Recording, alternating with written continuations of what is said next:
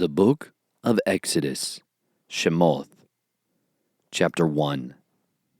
And these are the names of the children of Yisrael, who came to Mitsrayim with Jacob, each one with his household: Reuben, Shimon, Levi, Yehudah, Issachar, Zebulun, and Benjamin, Dan and Naphtali, Gad and Asher. And all those who were descendants of Jacob were 70 beings, as Joseph was already in Mitsrayim. And Joseph died, and all his brothers and all that generation. And the children of Yisrael were fruitful and increased very much, and multiplied and became very strong, and the land was filled with them. Then a new sovereign arose over Mitsrayim, who did not know Joseph. And he said to his people, "See, the people of the children of Yisrael are more and stronger than we. Come, let us act wisely towards them, lest they increase. And it shall be, when fighting befalls us, that they shall join our enemies, and fight against us, and shall go up out of the land." So they set slave masters over them, to afflict them with their burdens. And they built for Pharaoh supply cities, Pithom and Ramses.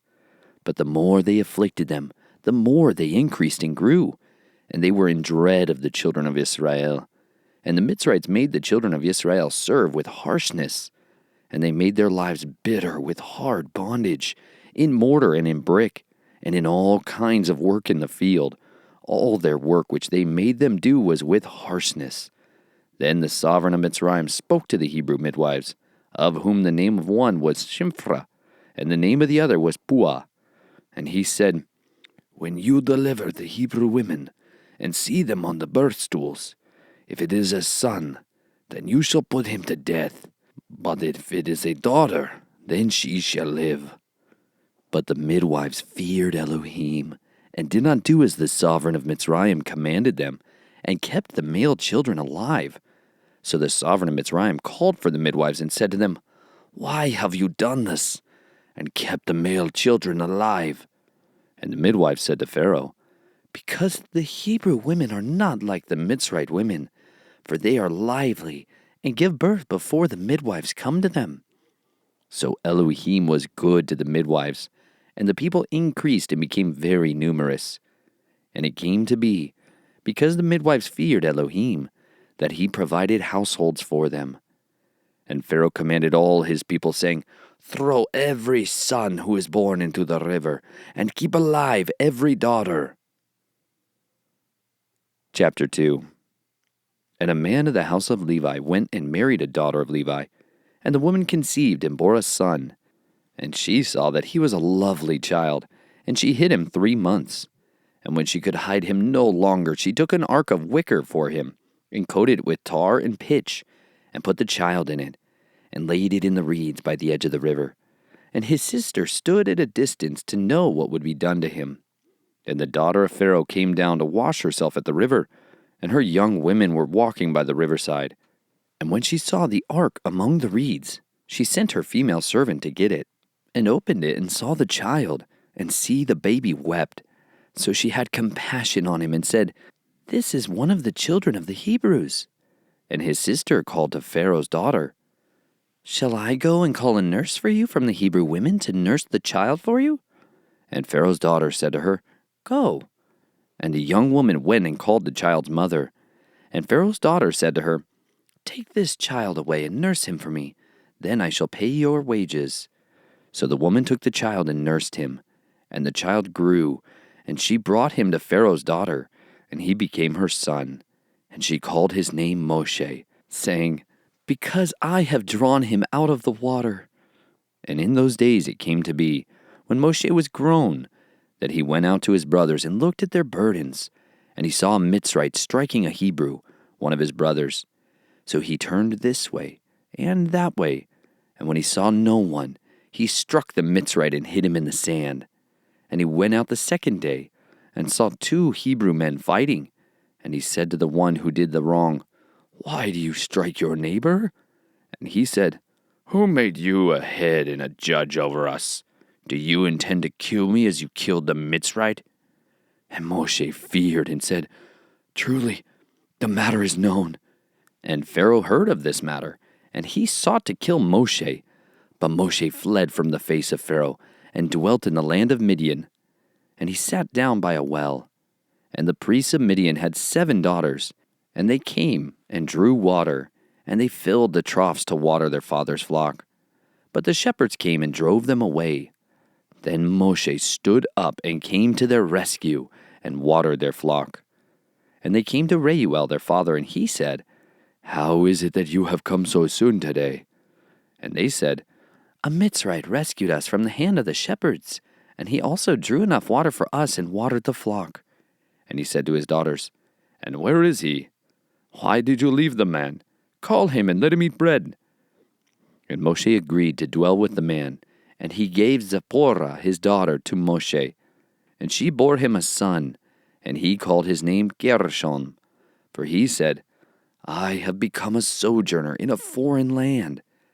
And it came to be after these many days that the sovereign of Mitsrayim died, and the children of Yisrael groaned because of the slavery, and they cried out, and their cry came up to Elohim because of the slavery.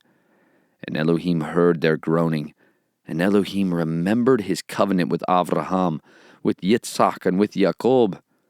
And Elohim looked on the children of Yisrael, and Elohim knew. Chapter 3. And Moshe was shepherding the flock of Yithro, his father-in-law, the priest of Midian. And he led the flock to the back of the wilderness, and came to Horeb, the mountain of Elohim. And the messenger of Yahuah appeared to him in a flame of fire from the midst of a bush. And he looked, and saw the bush burning with fire, but the bush was not consumed. And Moshe said, "Let me turn aside now and see this great sight, why the bush does not burn." And Yahuah saw that he turned aside to see, and Elohim called to him from the midst of the bush and said, "Moshe, Moshe." And he said, "Here I am." And he said, "Do not come near here. Take your sandals off your feet, for the place on which you are standing is set apart ground." And he said, "I am the Elohim of your father, the Elohim of Avraham, the Elohim of Yitzhak, the Elohim of Jacob." And Moshe hid his face, for he was afraid to look at Elohim. And Yahuah said, "I have indeed seen the oppression of my people who are in Mitsrayim, and have heard their cry because of their slave drivers, for I know their sorrows. And I have come down to deliver them from the hand of the Mitsrites, and to bring them up from that land to a good and spacious land, to a land flowing with milk and honey, to the place of the Canaanites, and the Hittites, and the Amorites, and the Perizzites, and the Hivites, and the Jebusites. And now see, the cry of the children of Yisrael has come to me, and I have also seen the oppression with which the Mitsrites oppress them. And now come, I am sending you to Pharaoh, to bring my people, the children of Yisrael, out of Mitsrayim." And Moshe said to Elohim, "Who am I that I should go to Pharaoh, and that I should bring the children of Yisrael out of Mitsrayim?" And he said, "Because I am with you, and this is to you the sign that I have sent you. When you have brought the people out of Mitsrayim, you are to serve Elohim on this mountain." And Moshe said to Elohim, "See, when I come to the children of Yisrael, and say to them, 'The Elohim of your fathers has sent me to you,' and they say to me, 'What is his name?' what shall I say to them?" And Elohim said to Moshe, "I am that which I am." And he said, "Thus you shall say to the children of Yisrael, 'I am has sent me to you.'" And Elohim said further to Moshe, "Thus you are to say to the children of Yisrael, 'Yahuah Elohim of your fathers, the Elohim of Avraham, the Elohim of Yitzhak, and the Elohim of Jacob has sent me to you. This is my name forever, and this is my remembrance to all generations. Go, and you shall gather the elders of Yisrael together and say to them, Yahuah Elohim of your fathers, the Elohim of Avraham, of Yitzhak, and of Jacob appeared to me, saying, I have indeed visited you, and seen what is done to you in Mitsrayim. And I say, I am bringing you up out of the affliction of Mitsrayim to the land of the Canaanite, and the Hittite, and the Amorite, and the Perizzite, and the Hivite, and the Jebusite, to a land flowing with milk and honey.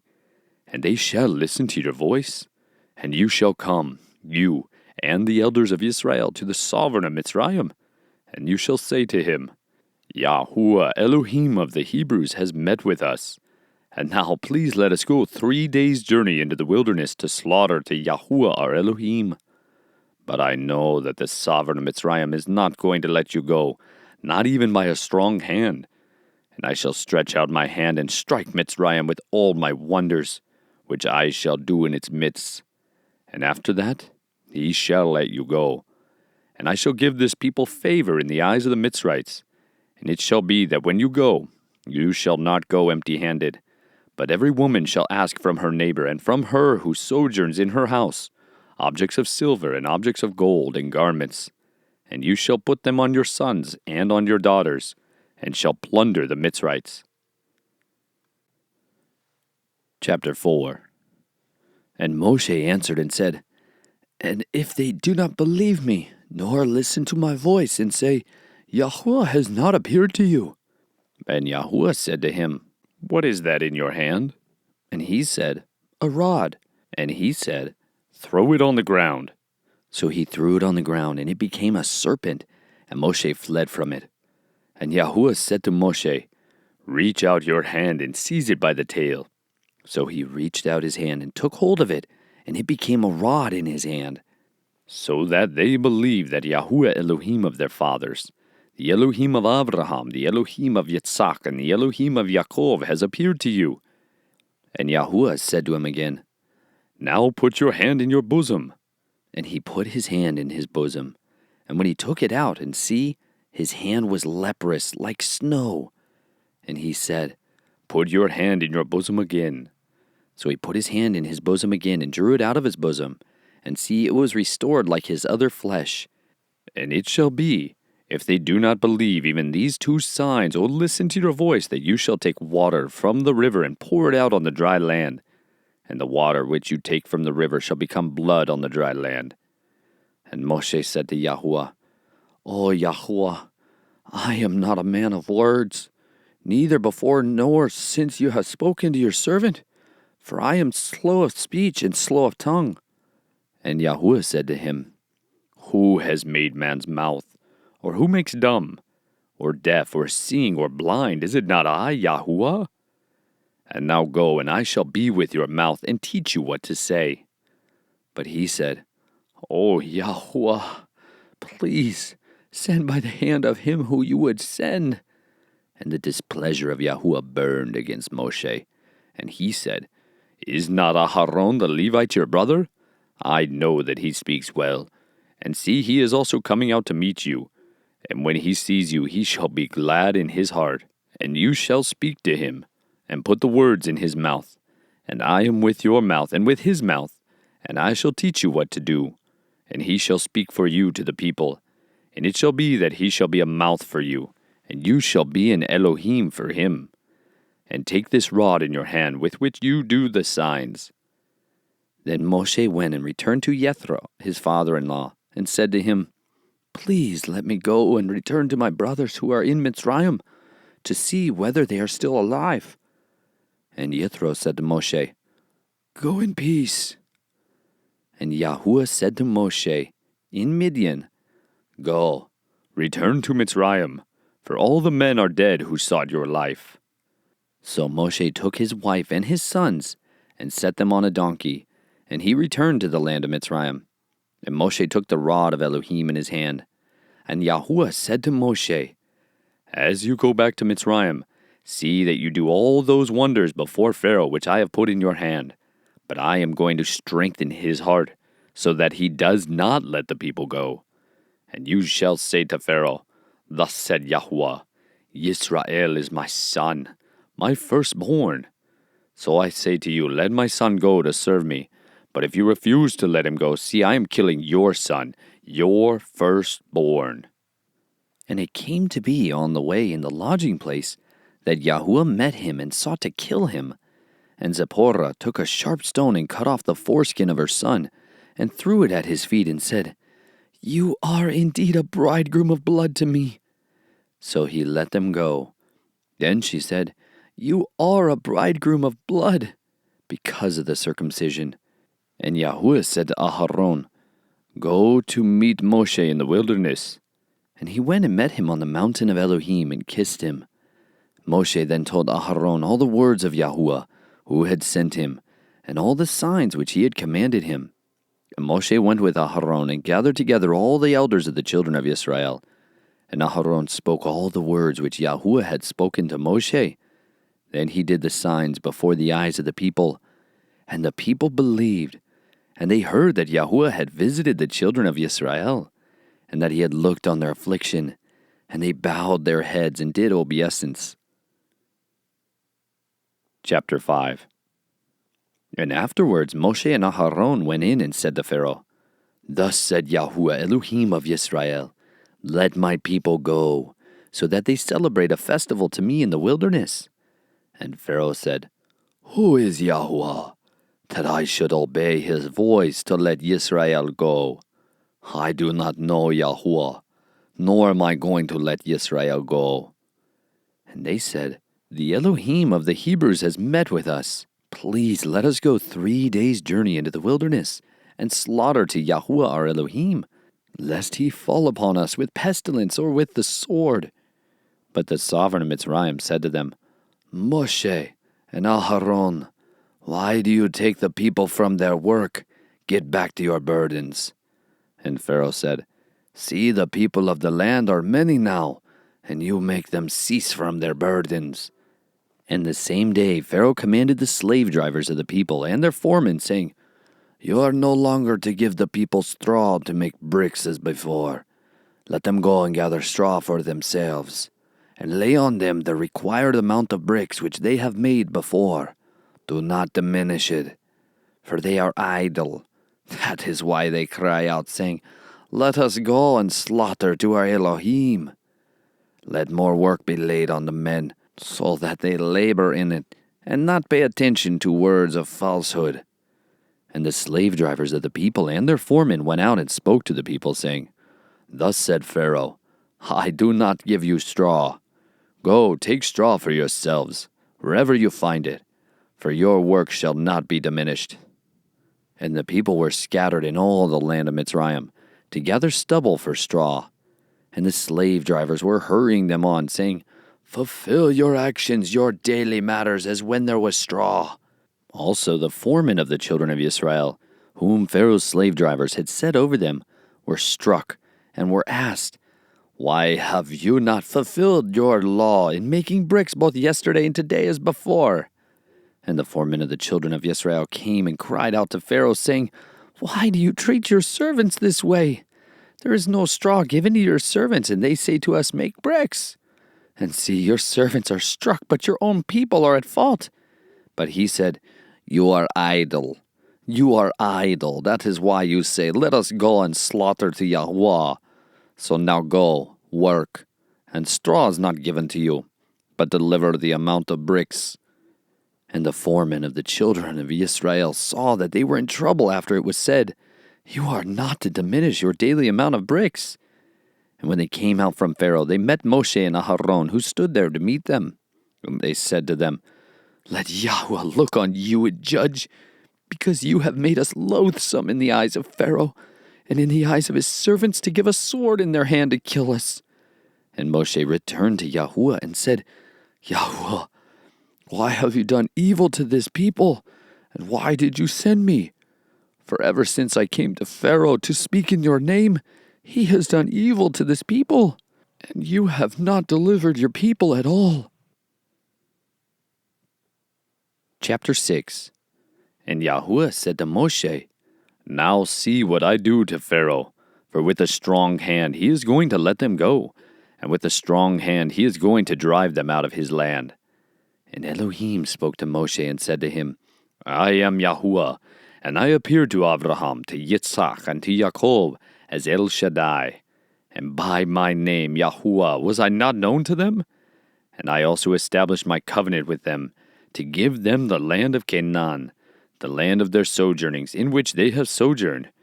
And I have also heard the groanings of the children of Israel, whom the Mitsrites are enslaving, and I have remembered my covenant.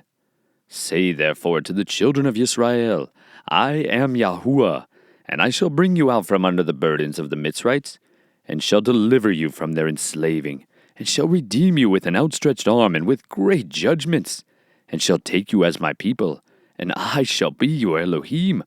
And you shall know that I am Yahuah your Elohim, who is bringing you out from under the burdens of the Mitsrites. And I shall bring you into the land which I swore to give to Abraham, to Yitzchak, and to Yaakov, to give it to you as an inheritance. I am Yahuah. And Moshe spoke thus to the children of Israel, but they did not listen to Moshe, because of shortness of spirit, and from hard slavery. And Yahuah spoke to Moshe, saying, Go in, speak to Pharaoh, sovereign of Mitsrayim, to let the children of Israel go out of his land. And Moshe spoke before Yahuah, saying, The children of Israel have not listened to me. And why would Pharaoh listen to me? For I am of uncircumcised lips. And Yahuah spoke to Moshe and to Aharon, and gave them a command for the children of Israel, and for Pharaoh, sovereign of Mitsrayim, to bring the children of Israel out of the land of Mitsrayim. These are the heads of their fathers' houses. The sons of Reuben, the firstborn of Yisrael, Hanok and Palu, Chetzron and Carmi. These are the clans of Reuben. And the sons of Shimon, Yemuel and Yamin and Ohad and Yakin and Zohar and Shaul, the son of a Canaanite woman. These are the clans of Shimon. These are the names of the sons of Levi, according to their generations, Gershon and Kehath and Merari. And the years of the life of Levi were 137. The sons of Gershon, Libni and Shimei, according to their clans. And the sons of Kehath, Amram and Yitzhar, and Hebron, and Uziel. And the years of the life of Kehath were 133. And the sons of Merari, Mahali, and Mushi. These are the clans of Levi according to their generations. And Amram took for himself Jochebed, his father's sister, as wife. And she bore him Aharon and Moshe. And the years of the life of Amram were 137. And the sons of Yitzhar, Korah, and Nepheg, and Zikri. And the sons of Uziel, Mishael, and Eltzephon, and Zithri. Aharon took to himself Elisheba, daughter of Aminadab, sister of Nachshon, as wife. And she bore him Nadab, and Abihu, Eleazar, and Ithamar. And the sons of Korah, Asir, Elkanah, Abiasaph. These are the clans of the Korhites. And Eleazar, Aharon's son, took for himself one of the daughters of Putiel as wife, and she bore him Phinehas. These are the heads of the fathers of the Levites according to their clans. This is Aharon and Moshe, to whom Yahuah said, Bring out the children of Israel from the land of Mitsrayim according to their divisions. They were the ones who spoke to Pharaoh, sovereign of Mitsrayim, to bring out the children of Israel from Mitsrayim. This is Moshe and Aharon. And it came to be on the day when Yahuah spoke to Moshe in the land of Mitsrayim, that Yahuah spoke to Moshe, saying, I am Yahuah. Speak to Pharaoh, sovereign of Mitsrayim, all that I say to you. And Moshe said before Yahuah, See, I am of uncircumcised lips. Why would Pharaoh listen to me? Chapter 7. So Yahuah said to Moshe, See, I have made you an Elohim to Pharaoh, and Aharon your brother is your prophet. You shall speak all that I command you, and Aharon your brother shall speak to Pharaoh, to let the children of Israel go out of his land. But I am going to harden the heart of Pharaoh, and shall increase my signs and my wonders in the land of Mitsrayim. And Pharaoh is not going to listen to you, and I shall lay my hand on Mitsrayim, and I shall bring the children of Israel out from among them. And Moshe and Aharon did as Yahuah commanded them, so they did. Now Moshe was 80 years old, and Aharon 83 years old, when they spoke to Pharaoh. And Yahuah spoke to Moshe and to Aharon, saying, When Pharaoh speaks to you, saying, Show a miracle for yourselves, then you shall say to Aharon, Take your rod and throw it before Pharaoh, and let it become a serpent. So Moshe and Aharon went into Pharaoh, and they did so, as Yahuah commanded. And Aharon threw his rod before Pharaoh, and before his servants, and it became a serpent. But Pharaoh also called the wise men and the practicers of witchcraft, And they, the magicians of Mitsrayim, also did so with their magic. And they each one threw down his rod, and they became serpents. But the rod of Aharon swallowed up their rods. And Pharaoh's heart was strengthened, and he did not listen to them, as Yahuah had said. And Yahuah said to Moshe, "The heart of Pharaoh is hard. He refuses to let the people go.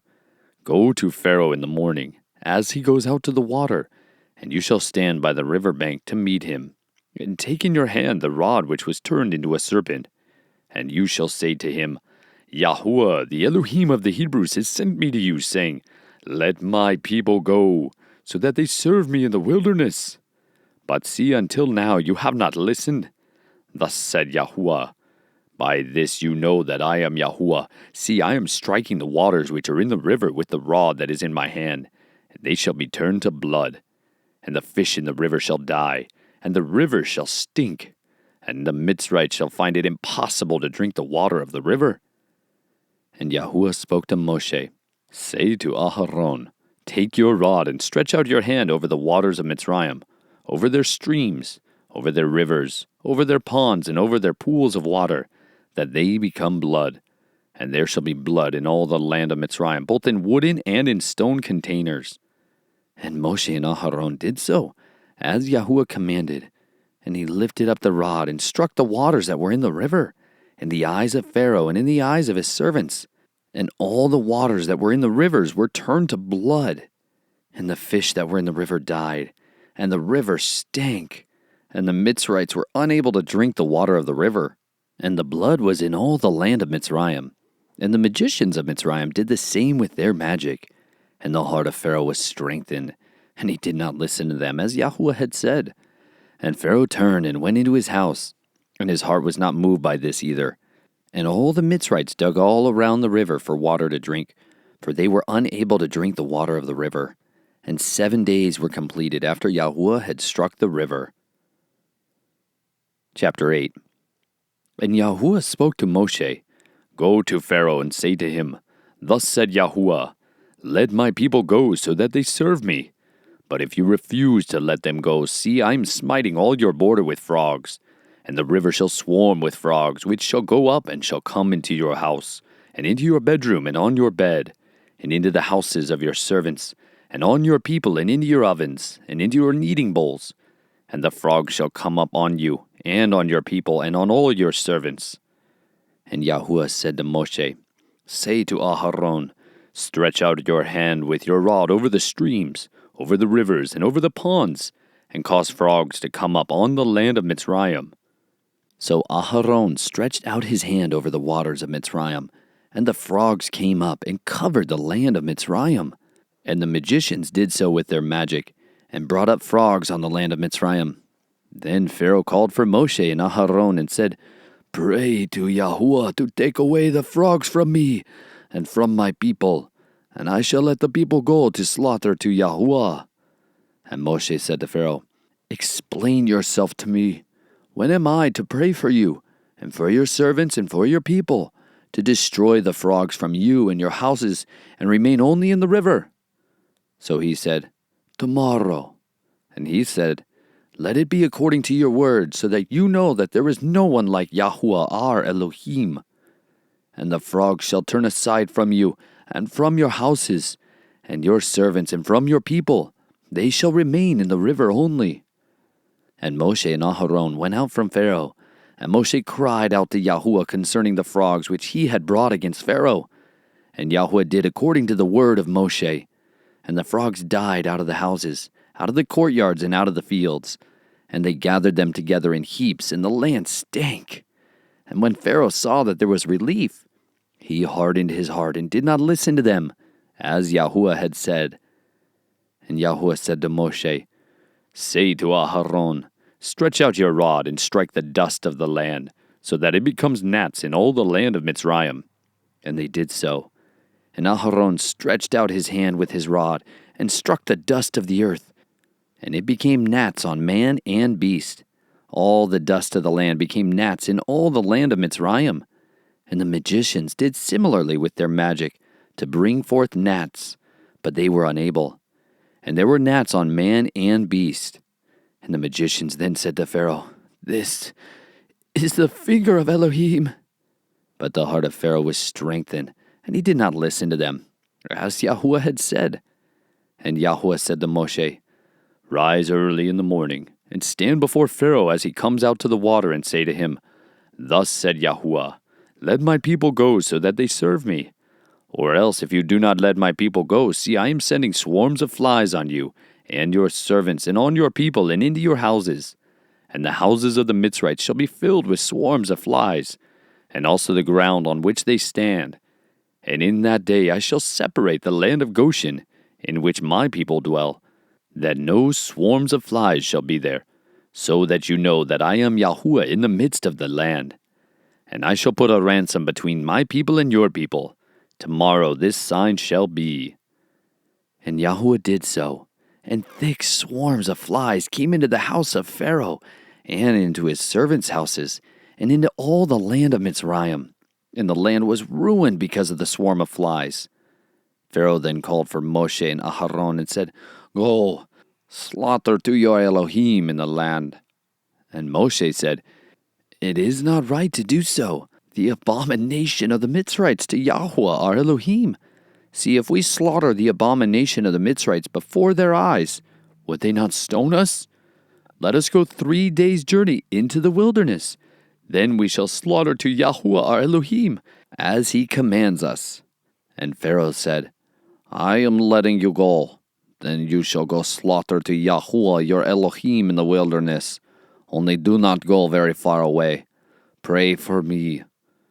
And Moshe said, "See, when I leave you, I shall pray to Yahuah, and tomorrow the swarms of flies shall depart from Pharaoh, from his servants, and from his people.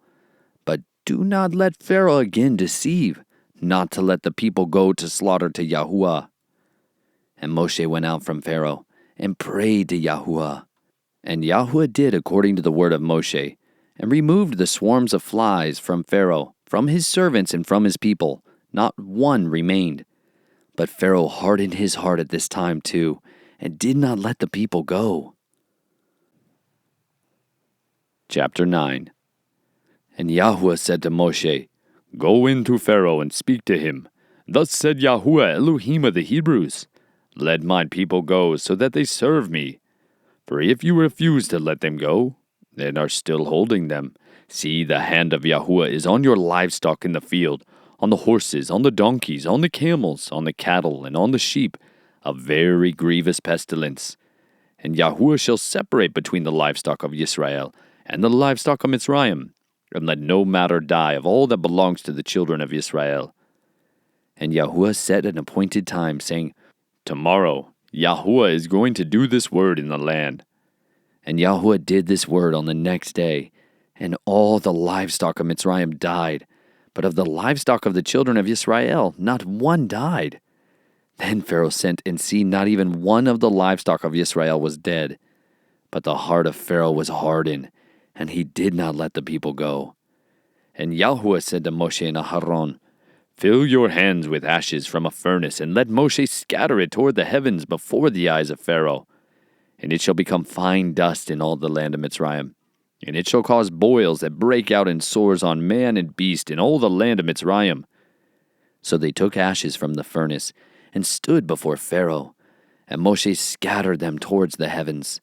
And they caused boils breaking out in sores on man and beast. And the magicians were unable to stand before Moshe because of the boils. For the boils were on the magicians, and on all the Mitzrites. But Yahuah strengthened the heart of Pharaoh, and he did not listen to them, as Yahuah had said to Moshe.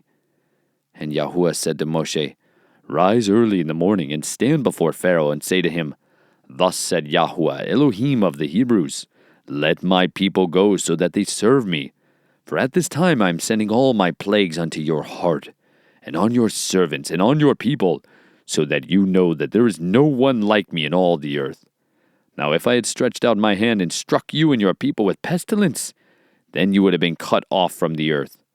And for this reason I have raised you up in order to show you my power, and in order to declare my name in all the earth. You still exalt yourself against my people in that you do not let them go. See, tomorrow about this time I am causing very heavy hail to rain down, such as has not been in Mitsrayim from the day of its founding until now. And now send, bring your livestock to safety, and all that you have in the field, for the hail shall come down on every man and every beast which is found in the field, and is not brought home. They shall die. Those among the servants of Pharaoh who heard the word of Yahuah made their servants and livestock flee to the houses. But those who did not set their hearts on the word of Yahuah left their servants and livestock in the field. Then Yahuah said to Moshe, Stretch out your hand toward the heavens, and let there be hail in all the land of Mitsrayim, on man and on beast and on every plant of the field throughout the land of Mitsrayim. Then Moshe stretched out his rod toward the heavens, and Yahuah sent thunder and hail, and fire came down to the earth. And Yahuah rained hail on the land of Mitsrayim. Thus there came to be hail and fire flashing continually in the midst of the hail, very heavy, such as had not been in all the land of Mitsrayim since it became a nation. And the hail struck in all the land of Mitsrayim, all that was in the field, both man and beast. And the hail struck every plant of the field, and broke every tree of the field. Only in the land of Goshen, where the children of Yisrael were, there was no hail. Pharaoh then sent and called for Moshe and Aharon and said to them, I have sinned this time. Yahuah is righteous, and my people and I are wrong. Pray to Yahuah, for there has been enough of the thunder and hail of Elohim, and I am letting you go, so that you stay no longer. And Moshe said to him, As soon as I am out of the city, let me spread out my hands to Yahuah. Let the thunder cease, and the hail be no more, so that you know that the earth belongs to Yahuah. But as for you and your servants, I know that you do not yet fear before Yahuah Elohim. And the flax and the barley were struck, for the barley was in the head and the flax was in the bud. But the wheat and the spelt were not struck, for they were late crops. And Moshe went out of the city from Pharaoh, and spread out his hands to Yahuah. And the thunder and the hail ceased, and the rain was not poured on the earth. And Pharaoh saw that the rain and the hail and the thunder had ceased. Yet he sinned again, and he hardened his heart, he and his servants. And the heart of Pharaoh was strengthened, and he did not let the children of Yisrael go, as Yahuah had said through Moshe. Chapter 10. And Yahuah said to Moshe, Go into Pharaoh, for I have hardened his heart, and the hearts of his servants, so that I show these signs of mine before him, and that you relate in the hearing of your son and your son's sons that which I have done in Mitsrayim, and my signs which I have done among them, and you shall know that I am Yahuah. And Moshe and Aharon came into Pharaoh and said to him, Thus said Yahuah, Elohim of the Hebrews, Till when shall you refuse to humble yourself before me? Let my people go so that they serve me. Or else, if you refuse to let my people go, see, tomorrow I am bringing locusts within your borders, and they shall cover the surface of the land so that no one is able to see the land, and they shall eat the rest of what has escaped, which remains to you from the hail, and they shall eat every tree which grows up for you out of the field. And they shall fill your houses and the houses of all your servants, and the houses of all the Mitsrites, which neither your fathers nor your fathers' fathers have seen, since the day that they were on the earth to this day. Then he turned and went out from Pharaoh. And Pharaoh's servants said to him, Till when would this one be a snare to us? Let the men go, so that they serve Yahuah their Elohim. Do you not yet know that Mitsrayim is destroyed? And Moshe and Aharon were brought back to Pharaoh, and he said to them, Go, serve your Elohim. Who are the ones that are going? And Moshe said, We are going with our young and our old, with our sons and our daughters, with our flocks and our herds we are going, for we have a festival to Yahuah. And he said to them, Let Yahuah be with you, as I let you and your little ones go. Watch, for evil is before your face. Not so. You men go now, and serve Yahuah, for that is what you desired. and they were driven out from the presence of Pharaoh. And Yahuah said to Moshe, "Stretch out your hand over the land of Mitsrayim, for the locust to come upon the land of Mitsrayim, and eat every plant of the land, all that the hail has left." And Moshe stretched out his rod over the land of Mitsrayim, and Yahuah brought an east wind on the land all that day and all that night. Morning came, and the east wind brought the locusts, and the locusts went up over all the land of Mitsrayim, and settled within all the borders of Mitsrayim, very grievous. There had never been locusts like them before, nor would there again be like them. And they covered the surface of all the land, so that the land was darkened. And they ate every plant of the land, and all the fruit of the trees which the hail had left. And no greenness was left on the trees, or on the plants of the field, in all the land of Mitsrayim. Pharaoh then called for Moshe and Aharon in haste, and said, "I have sinned against Yahuah your Elohim, and against you. And now please, forgive my sin only this once, and pray to Yahuah your Elohim, that he would only turn away this death from me." And he went out from Pharaoh, and prayed to Yahuah. And Yahuah turned a very strong west wind, which took the locusts away, and blew them into the sea of reeds. Not one locust was left within all the border of Mitsrayim. However, Yahuah strengthened the heart of Pharaoh, and he did not let the children of Yisrael go. And Yahuah said to Moshe, "Stretch out your hand toward the heavens, and let there be darkness over the land of Mitsrayim, even a darkness which is felt." And Moshe stretched out his hand toward the heavens, and there was thick darkness in all the land of Mitsrayim for 3 days. They did not see one another, nor did anyone rise from his place for 3 days, while all the children of Yisrael had light in their dwellings. And Pharaoh called to Moshe and said, "Go, serve Yahuah. Only leave your flocks and your herds behind. Let your little ones go with you too."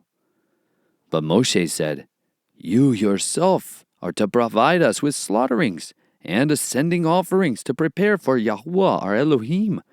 And our livestock are to go with us too. Not a hoof is to be left behind, for we have to take some of them to serve Yahuah our Elohim. And we ourselves do not know with what we are to serve Yahuah until we come there." However, Yahuah strengthened the heart of Pharaoh, and he would not let them go.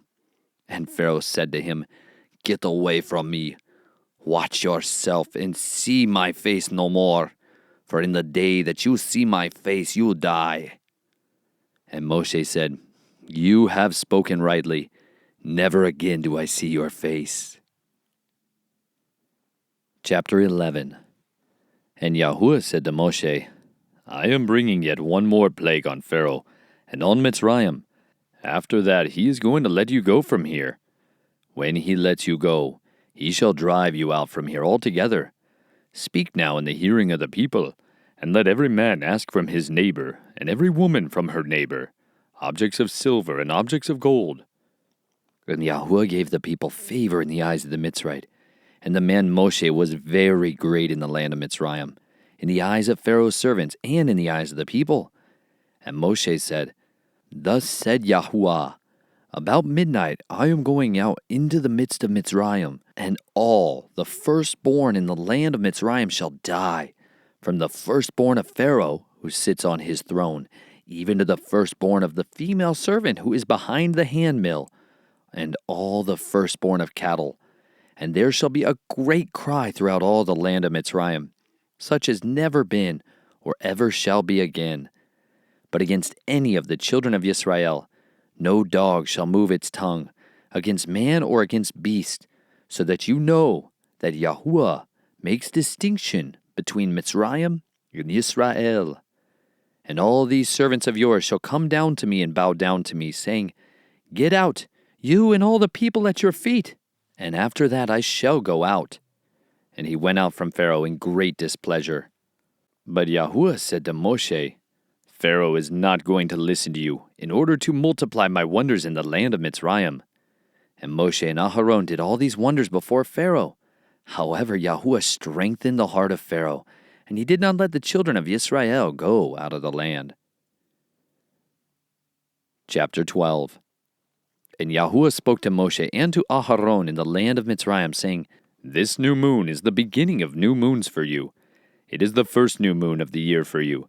Speak to all the congregation of Yisrael, saying, On the 10th day of this new moon, each one of them is to take for himself a lamb, according to the house of his father, a lamb for a household. And if the household is too small for the lamb, let him and his neighbor next to his house take it according to the number of the beings. According to each man's need you make your count for the lamb. Let the lamb be a perfect one, a year-old male. Take it from the sheep or from the goats, and you shall keep it until the 14th day of the same new moon. Then all the assembly of the congregation of Yisrael shall slay it between the evenings. And they shall take some of the blood and put it on the 2 doorposts and on the lintel of the houses where they eat it. And they shall eat the flesh on that night, roasted in fire, with unleavened bread, and with bitter herbs they shall eat it. Do not eat it raw, nor boiled at all with water, but roasted in fire, its head with its legs and its inward parts. And do not leave of it until morning. And what remains of it until morning you are to burn with fire. And this is how you eat it: your loins girded, your sandals on your feet, and your staff in your hand. And you shall eat it in haste. It is the Pesach of Yahuah. And I shall pass through the land of Mitsrayim on that night, and shall strike all the firstborn in the land of Mitsrayim, both man and beast, and on all the mighty ones of Mitsrayim I shall execute judgment. I am Yahuah. And the blood shall be a sign for you on the houses where you are. And when I see the blood, I shall pass over you, and let the plague not come on you to destroy you when I strike the land of Mitsrayim. And this day shall become to you a remembrance, and you shall celebrate it as a festival to Yahuah throughout your generations. Celebrate it as a festival, an everlasting law. 7 days you shall eat unleavened bread. Indeed, on the first day you cause leaven to cease from your houses. For whoever eats leavened bread from the first day until the 7th day, that being shall be cut off from Yisrael. And on the first day is a set-apart gathering, and on the 7th day you have a set-apart gathering. No work at all is done on them, only that which is eaten by every being, that alone is prepared by you. And you shall guard the festival of Matzot, for on this same day I brought your divisions out of the land of Mitsrayim. And you shall guard this day throughout your generations, an everlasting law. In the first month, on the 14th day of the new moon, in the evening, you shall eat unleavened bread until the 21st day of the new moon in the evening. For 7 days no leaven is to be found in your houses. For if anyone eats what is leavened, that same being shall be cut off from the congregation of Yisrael, whether sojourner or native of the land. Do not eat that which is leavened. In all your dwellings you are to eat unleavened bread.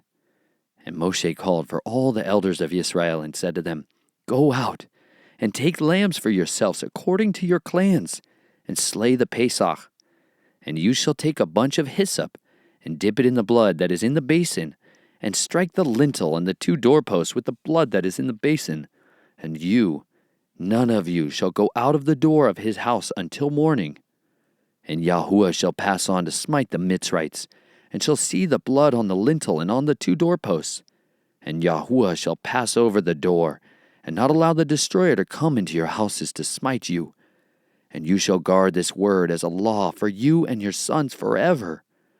And it shall be when you come to the land which Yahuah gives you, as he promised, that you shall guard this service. And it shall be when your children say to you, What does this service mean to you?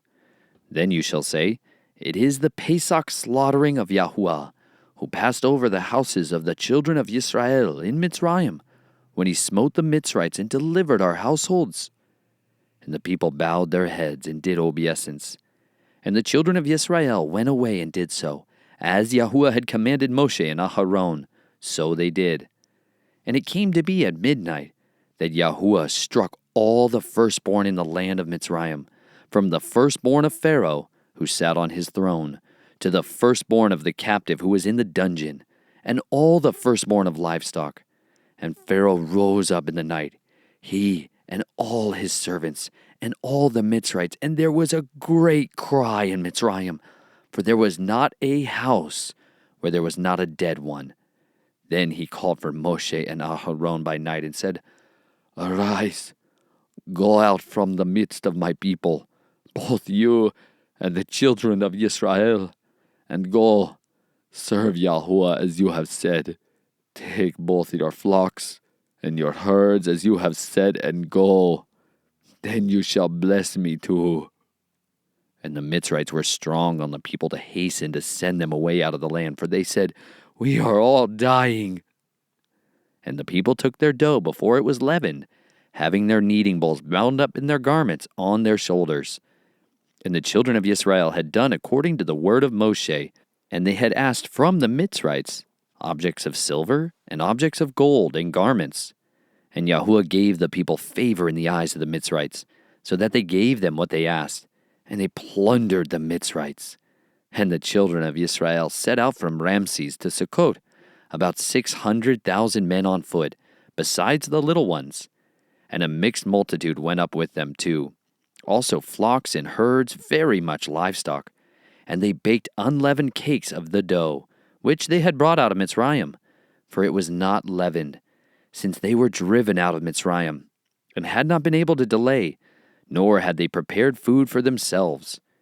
And the sojourn of the children of Israel, who lived in Mitsrayim, was 430 years. And it came to be at the end of the 430 years, on that same day it came to be that all the divisions of Yahuah went out from the land of Mitsrayim. It is a night of watches unto Yahuah, for bringing them out of the land of Mitsrayim. This is that night of watches unto Yahuah, for all the children of Yisrael throughout their generations. And Yahuah said to Moshe and Aharon, This is the law of the Pesach. No son of a foreigner is to eat of it. But any servant a man has bought for silver, when you have circumcised him, then let him eat of it. A settler and a hired servant does not eat of it. It is eaten in one house. You are not to take any of the flesh outside of the house, nor are you to break any bone of it. All the congregation of Yisrael are to perform it. And when a sojourner sojourns with you and shall perform the Pesach to Yahuah, let all his males be circumcised, and then let him come near and perform it, and he shall be as a native of the land. But let no uncircumcised eat of it. There is one Torah for the native born and for the sojourner who sojourns among you. And all the children of Israel did as Yahuah commanded Moshe and Aharon. So they did. And it came to be on that same day that Yahuah brought the children of Israel out of the land of Mitsrayim, according to their divisions. Chapter 13. And Yahuah spoke to Moshe, saying, Set apart to me all the firstborn, the one opening the womb among the children of Yisrael, among man and among beast, it is mine. And Moshe said to the people, Remember this day in which you went out of Mitsrayim, out of the house of slavery, for by strength of hand Yahuah brought you out of this place, and whatever is leavened shall not be eaten. Today you are going out in the new moon Abib. And it shall be when Yahuah brings you into the land of the Canaanites, and the Hittites, and the Amorites, and the Hivites, and the Jebusites, which he swore to your fathers to give you, a land flowing with milk and honey, that you shall keep this service in this new moon. 7 days you eat unleavened bread, and on the 7th day is a festival to Yahuah. Unleavened bread is to be eaten the 7 days, and whatever is leavened is not to be seen with you, and leaven is not to be seen with you within all your border. And you shall inform your son in that day, saying, It is because of what Yahuah did for me when I came up from Mitsrayim. And it shall be as a sign to you on your hand, and as a reminder between your eyes, that the Torah of Yahuah is to be in your mouth. For with a strong hand Yahuah has brought you out of Mitsrayim, and you shall guard this law at its appointed time from year to year. And it shall be when Yahuah brings you into the land of the Canaanites, as he swore to you and your fathers and gives it to you, that you shall give over to Yahuah every one opening the womb, and every firstborn that comes from your livestock.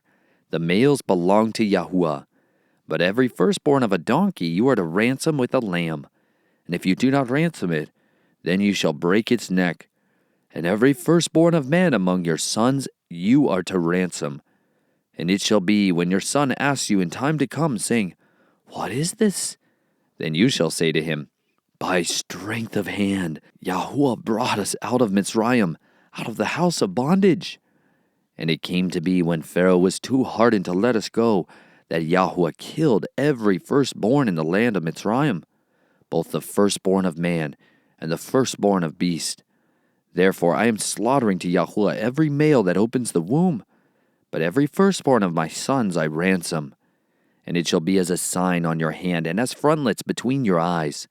For by strength of hand Yahuah brought us out of Mitsrayim. And it came to be when Pharaoh had let the people go, that Elohim did not lead them by the way of the land of the Philistines, though that was nearer. For Elohim said, "Lest the people regret when they see fighting and return to Mitsrayim." So Elohim led the people around by the way of the wilderness of the Sea of Reeds. And the children of Yisrael went up in fives from the land of Mitsrayim. And Moshe took the bones of Yosef with him, for he certainly made the children of Yisrael swear, saying, "Elohim shall certainly visit you, and you shall bring my bones from here with you."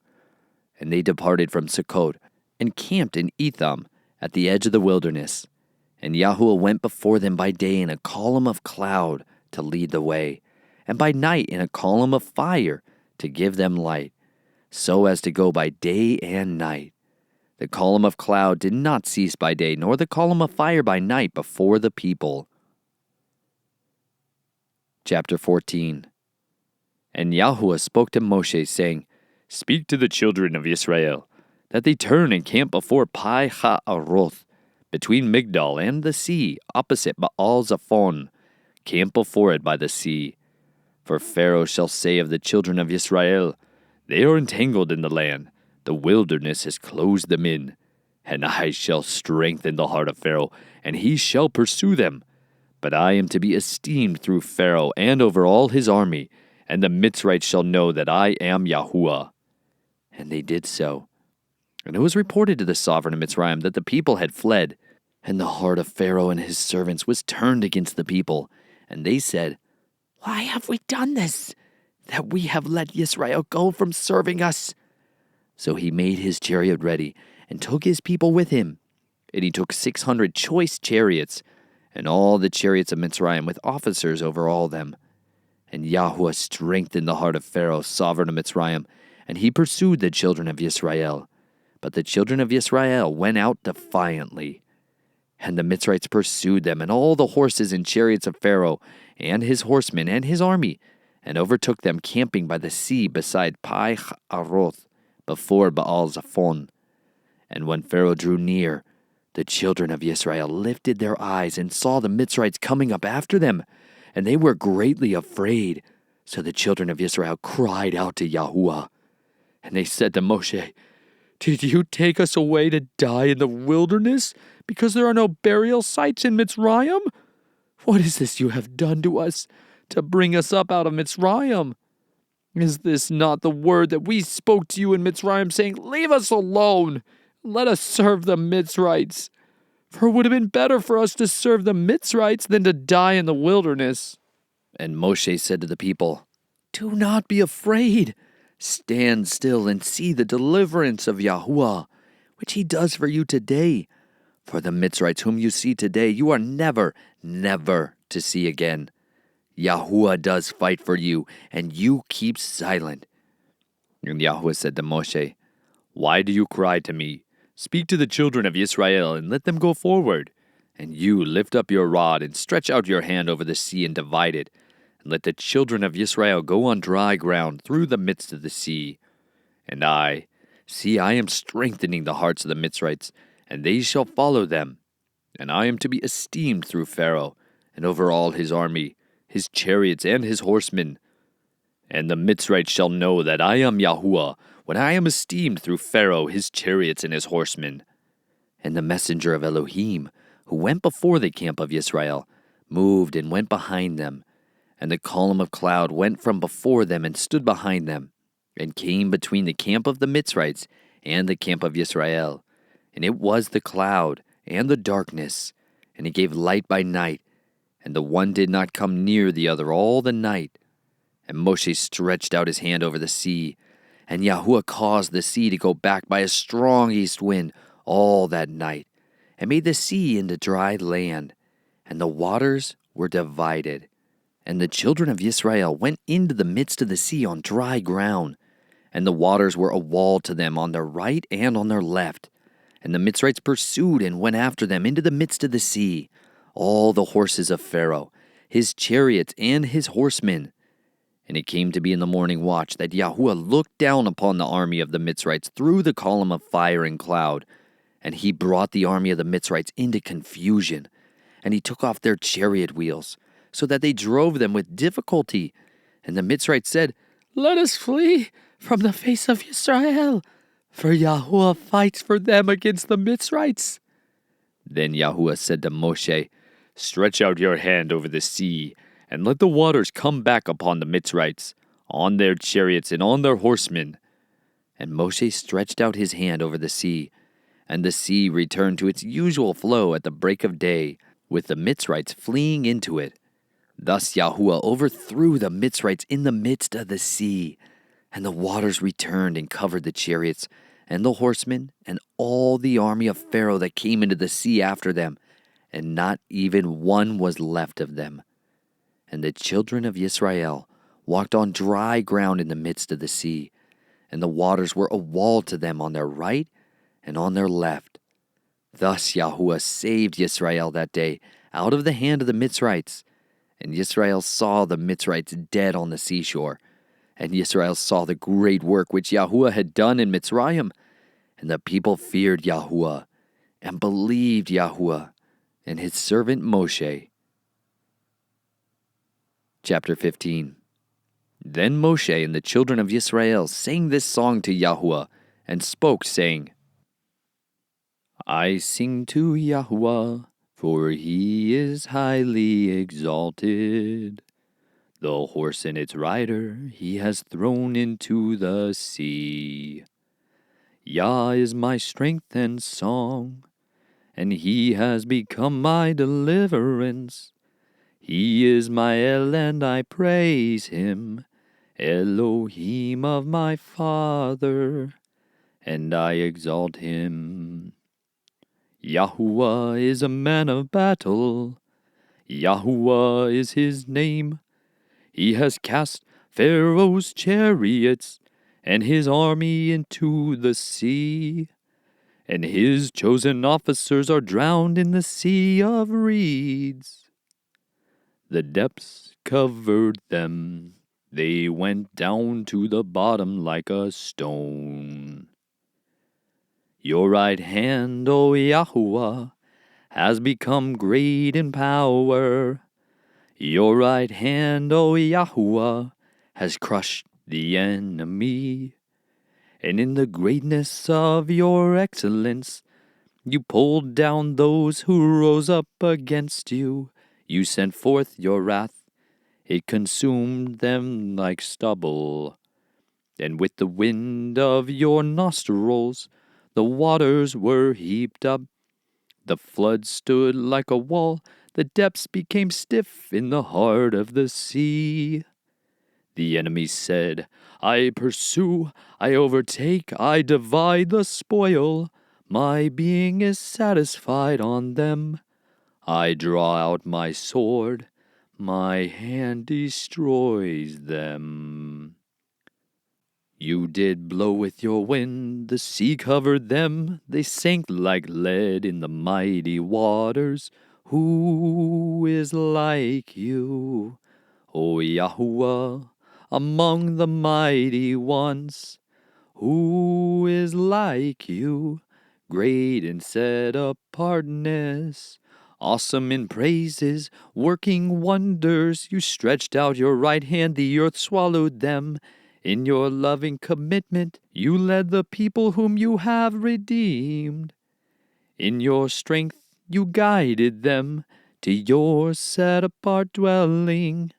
Peoples heard, they trembled, anguish gripped the inhabitants of Philistia. Then the chiefs of Edom were troubled, the mighty men of Moab. Trembling grips them, all the inhabitants of Canaan melted. Fear and dread fell on them by the greatness of your arm. they are as silent as a stone.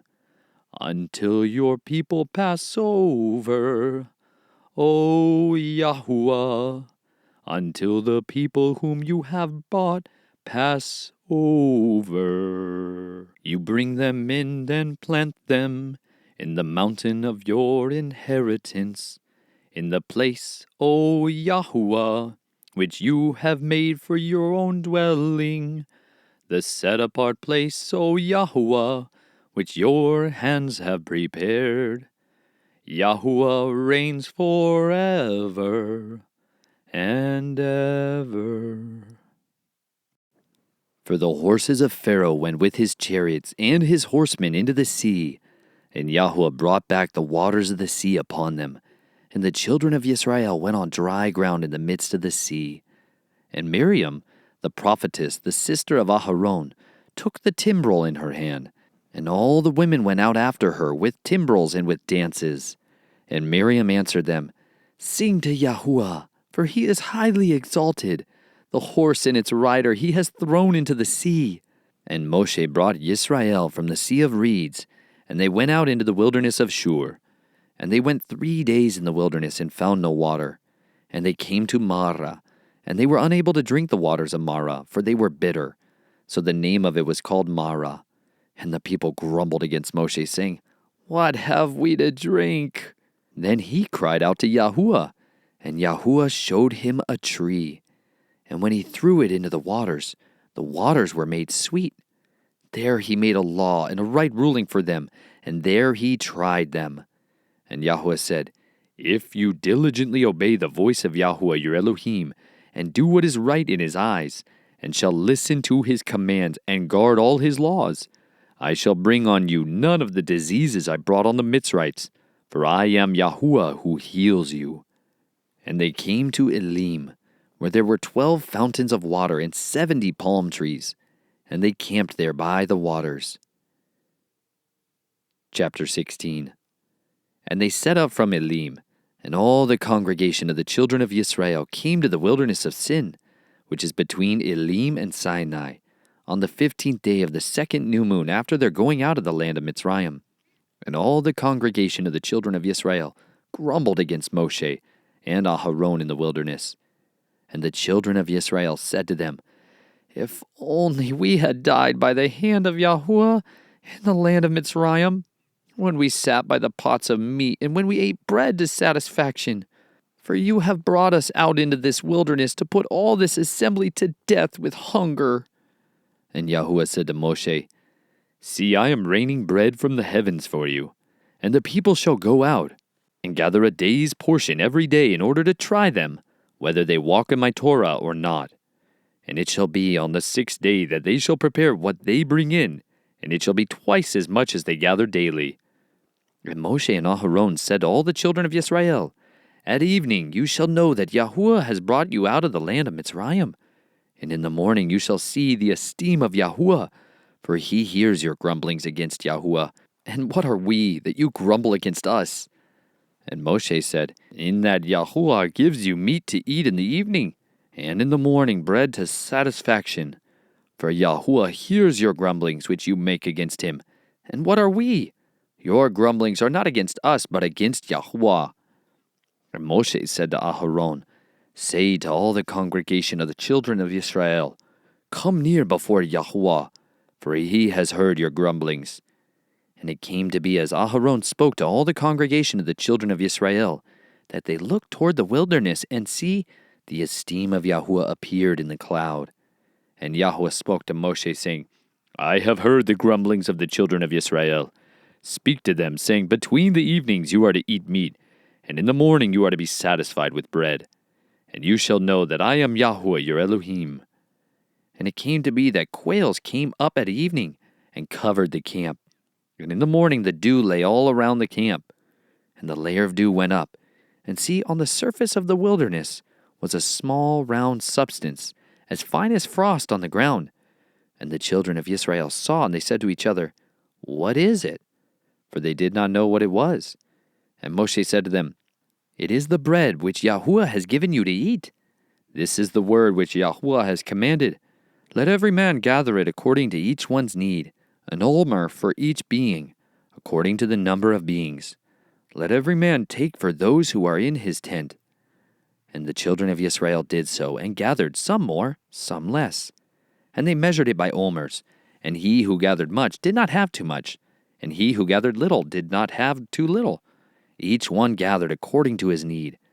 And Moshe said, Let no one leave any of it until morning. And they did not listen to Moshe, so some of them left part of it until morning, and it bred worms and stank. And Moshe was wroth with them, and they gathered it every morning, each one according to his need. And when the sun became hot, it melted. And it came to be on the 6th day that they gathered twice as much bread, 2 omers for each one. And all the rulers of the congregation came and told Moshe. And he said to them, This is what Yahuah has said. Tomorrow is a rest, a Sabbath, set apart to Yahuah. That which you bake, bake, and that which you cook, cook, and lay up for yourselves all that is left over to keep it until morning. And they laid it up till morning, as Moshe commanded, and it did not stink, and no worm was in it. And Moshe said, Eat it today, for today is a Sabbath to Yahuah. Today you do not find it in the field. Gather it 6 days, but on the 7th day, which is the Sabbath, there is none. And it came to be that some of the people went out on the 7th day to gather, but they found none. And Yahuah said to Moshe, How long shall you refuse to guard my commands and my Torot? See, because Yahuah has given you the Sabbath. Therefore he is giving you bread for 2 days on the 6th day. Let each one stay in his place. Do not let anyone go out of his place on the 7th day. So the people rested on the 7th day. And the house of Yisrael called its name manna. And it was like white coriander seed, and the taste of it was like thin cakes made with honey. And Moshe said, This is the word which Yahuah has commanded. Fill an omer with it, to keep for your generation, so that they see the bread with which I fed you in the wilderness, when I brought you out of the land of Mitsrayim. And Moshe said to Aharon, Take a pot, and put an omer of manna in it, and set it down before Yahuah to keep for your generations. As Yahuah commanded Moshe, so did Aharon, set it down before the witness to keep. And the children of Yisrael ate manna 40 years, until they came to an inhabited land. They ate manna until they came to the border of the land of Canaan. And an omer is 1/10 of an ephah. Chapter 17. And all the congregation of the children of Yisrael set out on their journey from the wilderness of Sin, according to the mouth of Yahuah, and camped in Rephidim. And there was no water for the people to drink. Therefore the people strove with Moshe and said, Give us water to drink. And Moshe said to them, Why do you strive with me? Why do you try Yahuah? And the people thirsted there for water. And the people grumbled against Moshe and said, Why did you bring us out of Mitsrayim to kill us, and our children and our livestock with thirst?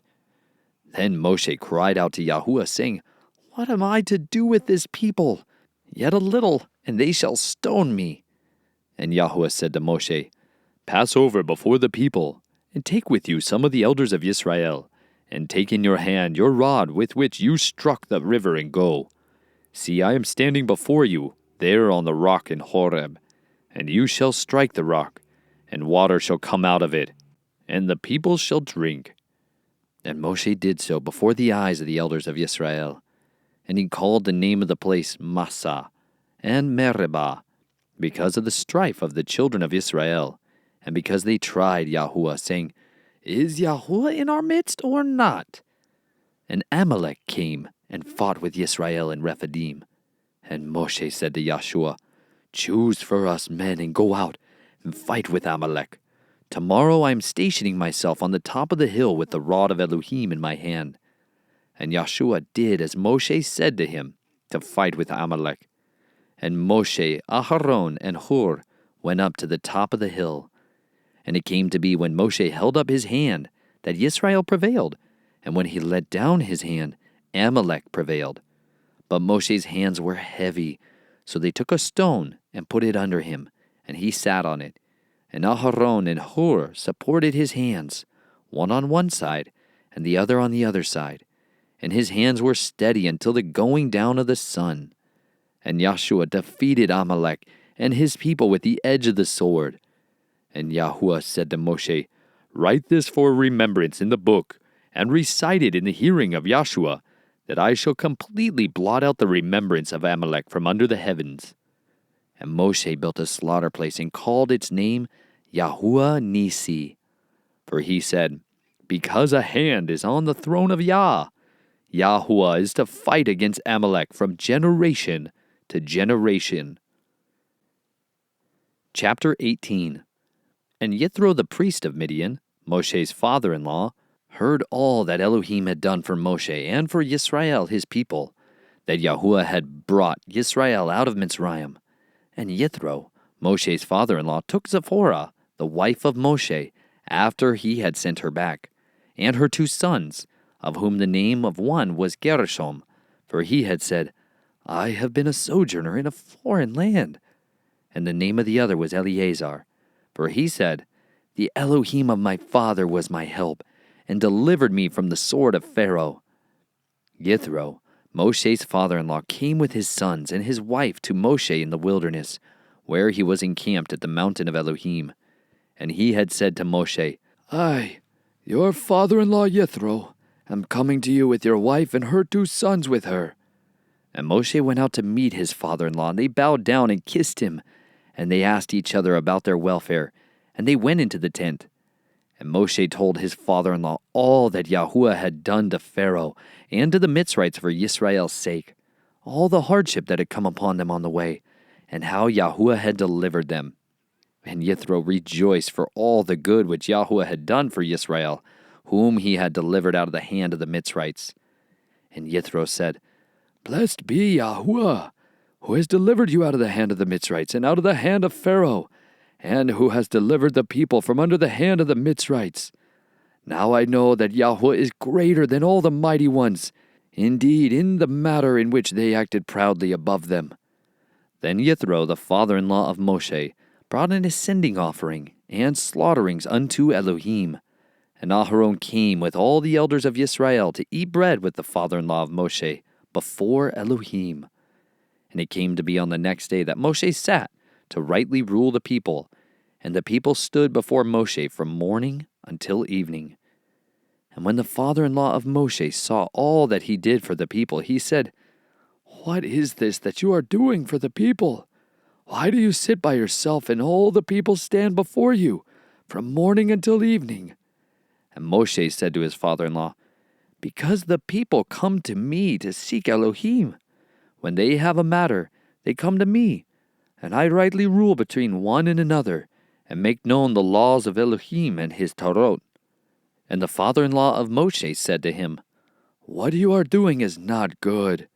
Both you and these people with you shall certainly wear yourselves out, for the matter is too heavy for you. You are not able to do it by yourself. Now listen to my voice.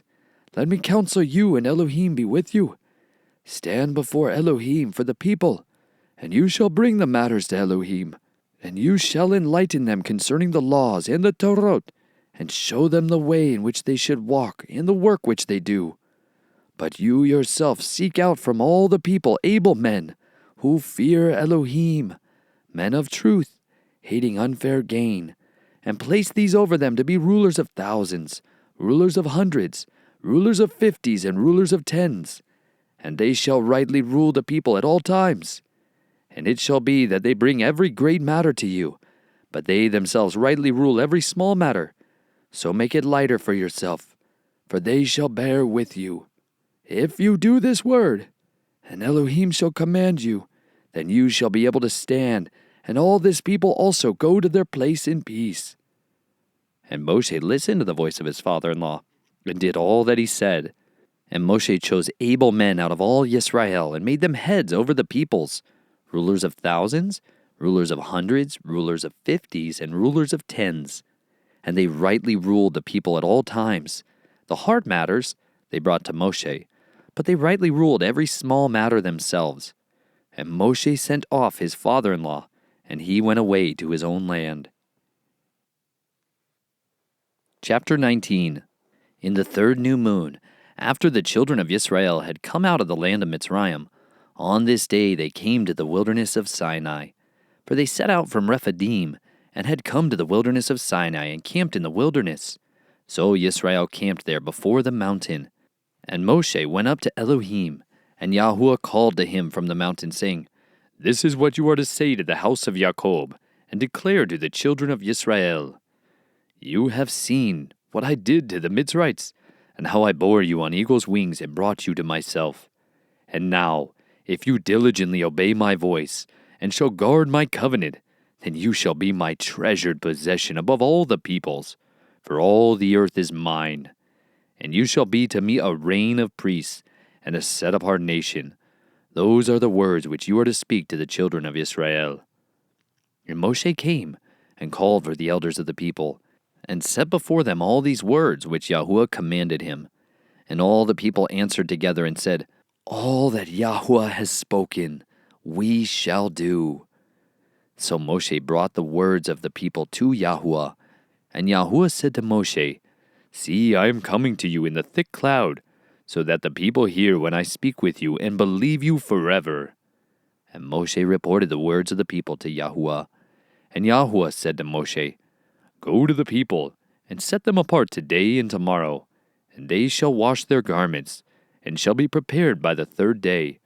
For on the 3rd day Yahuah shall come down upon Mount Sinai, before the eyes of all the people.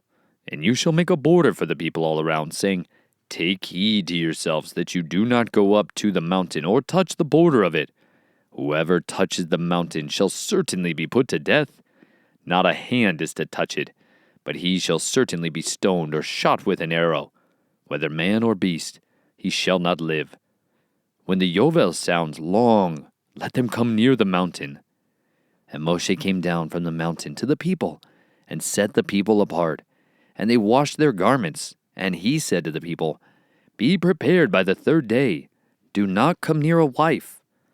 And it came to be on the 3rd day in the morning, that there were thunders and lightnings, and a thick cloud on the mountain, and a voice of a shofar was very strong. And all the people who were in the camp trembled. And Moshe brought the people out of the camp to meet with Elohim, and they stood at the foot of the mountain. And Mount Sinai was in smoke, all of it, because Yahuah descended upon it in fire. And its smoke went up like the smoke of a furnace, and all the mountain trembled exceedingly. And when a voice of the shofar sounded long, and became very strong, Moshe spoke, and Elohim answered him by voice. And Yahuah came down upon Mount Sinai on the top of the mountain. And Yahuah called Moshe to the top of the mountain, and Moshe went up. And Yahuah said to Moshe, Go down, and warn the people, lest they break through unto Yahuah to see, and many of them fall. And let the priests who come near Yahuah set themselves apart too, lest Yahuah break out against them. And Moshe said to Yahuah, The people are not able to come up to Mount Sinai, for you warned us, saying, Make a border around the mountain and set it apart. Then Yahuah said to him, Come, go down, and then come up, you and Aharon with you, but do not let the priests and the people break through to come up to Yahuah, lest he break out against them. And Moshe went down to the people and spoke to them. Chapter 20. And Elohim spoke all these words, saying, I am Yahuah, your Elohim, who brought you out of the land of Mitsrayim, out of the house of slavery. You have no other mighty ones against my face. You do not make for yourself a carved image, or any likeness of that which is in the heavens above, or which is in the earth beneath, or which is in the waters under the earth. You do not bow down to them, nor serve them. For I, Yahuah, your Elohim, am a jealous El, visiting the crookedness of the fathers on the children to the 3rd and 4th generations of those who hate me, but showing loving commitment to thousands, to those who love me and guard my commands. You do not bring the name of Yahuah your Elohim to naught, for Yahuah does not leave the one unpunished who brings his name to naught. Remember the Sabbath day, to set it apart. 6 days you labor, and shall do all your work. But the 7th day is a Sabbath of Yahuah your Elohim. You do not do any work, you, nor your son, nor your daughter, nor your male servant, nor your female servant, nor your cattle, nor your sojourner who is within your gates. For in 6 days Yahuah made the heavens and the earth, the sea and all that is in them, and rested the 7th day. Therefore Yahuah blessed the Sabbath day and set it apart. Respect your father and your mother, so that your days are prolonged upon the soil, which Yahuah your Elohim is giving you. You do not murder. You do not commit adultery. You do not steal. You do not bear false witness against your neighbor. You do not covet your neighbor's house. You do not covet your neighbor's wife, nor his male servant, nor his female servant, nor his ox, nor his donkey, or whatever belongs to your neighbor. And all the people saw the thunders, the lightning flashes, the voice of the shofar, and the mountain smoking. And the people saw it, and they trembled and stood at a distance, and said to Moshe, You speak with us, and we hear. But let not Elohim speak with us, lest we die. And Moshe said to the people, Do not fear, for Elohim has come to prove you, and in order that his fear be before you, so that you do not sin. So the people stood at a distance, but Moshe drew near the thick darkness where Elohim was. And Yahuah said to Moshe, Say this to the children of Yisrael, You yourselves have seen that I have spoken to you from the heavens. You do not make besides me mighty ones of silver, and you do not make mighty ones of gold for yourselves. Make a slaughter place of earth for me, and you shall slaughter on it your ascending offerings and your peace offerings, your sheep and your cattle. In every place where I cause my name to be remembered, I shall come to you and bless you. And if you make me a slaughter place of stone, do not build it of cut stone, for if you use your chisel on it, you have profaned it. Nor do you go up by steps to my slaughter place, lest your nakedness be exposed on it. Chapter 21. These are the right rulings which you are to set before them. When you buy a Hebrew servant, he serves 6 years, and in the 7th he goes out free, for naught. If he comes in by himself, he goes out by himself. If he comes in married, then his wife shall go out with him. If his master has given him a wife, and she has borne him sons or daughters, the wife and her children are her master's, and he goes out by himself.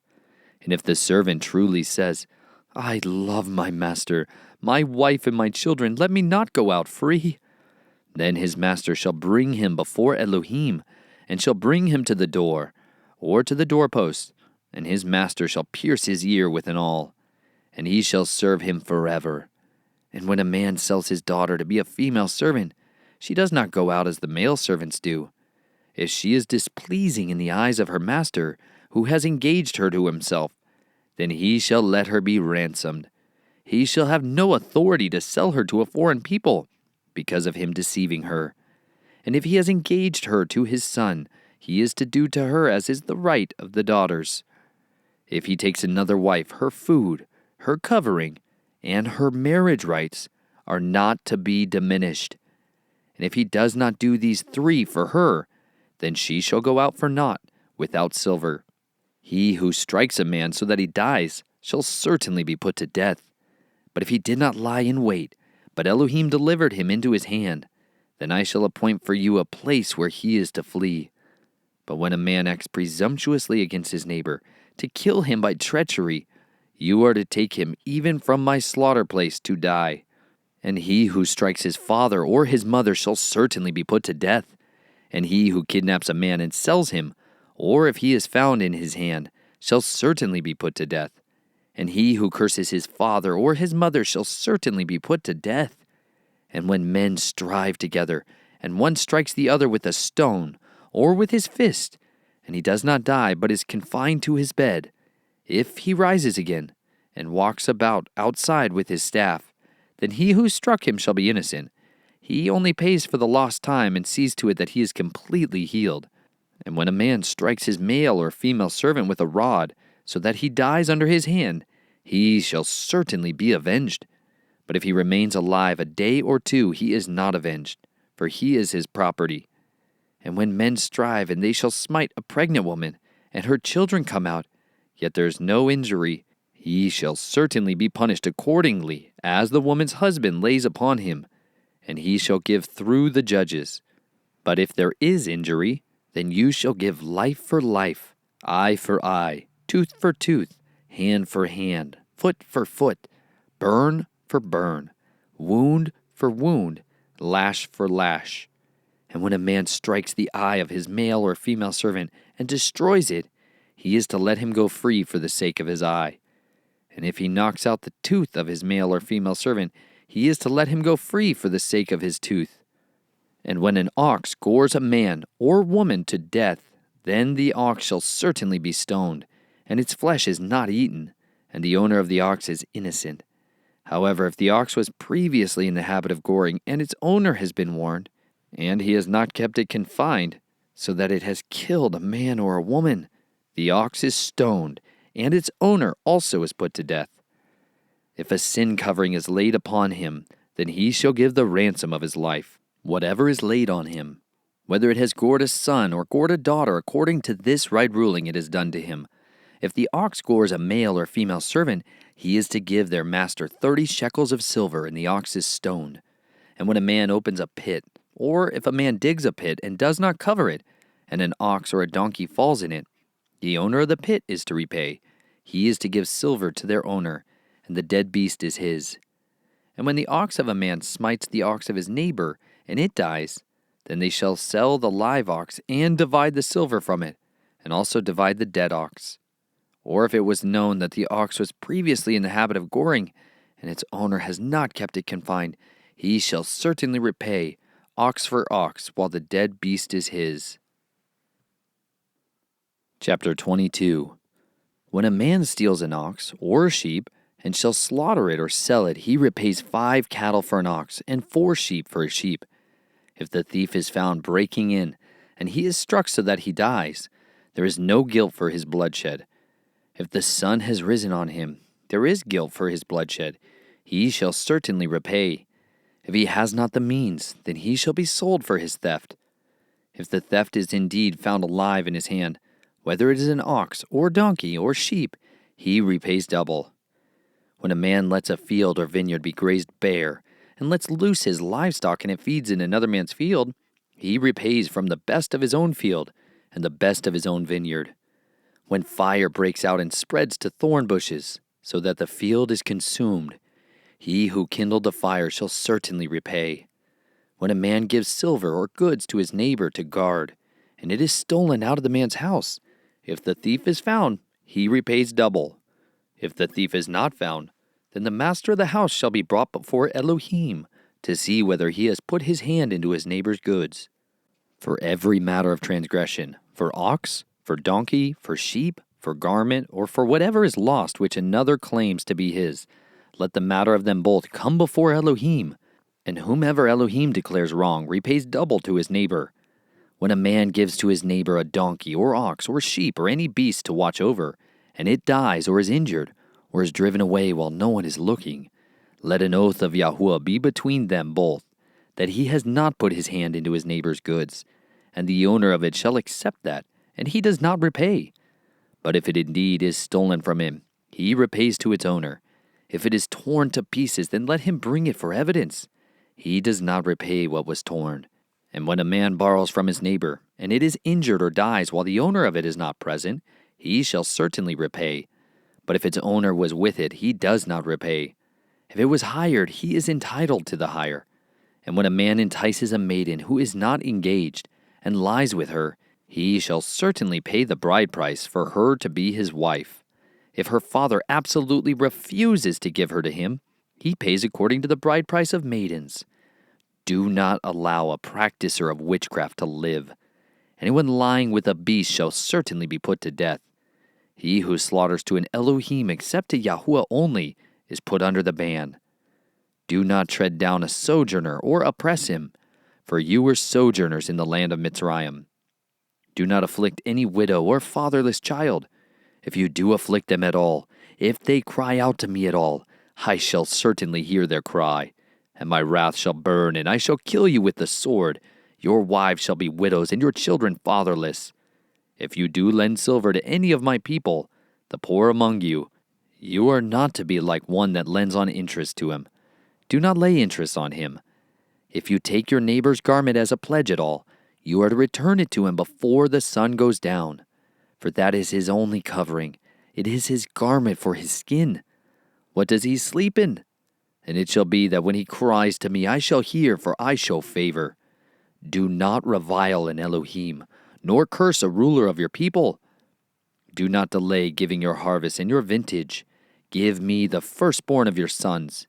Likewise, you are to do with your oxen, with your sheep. It is to be with its mother 7 days. On the 8th day you give it to me. And you are set apart men to me. And do not eat any meat which is torn to pieces in the field. You throw it to the dogs. Chapter 23. Do not bring a false report. Do not put your hand with the wrong to be a malicious witness. Do not follow a crowd to do evil, nor bear witness in a strife so as to turn aside after many, to turn aside what is right. And do not favor a poor man in his strife.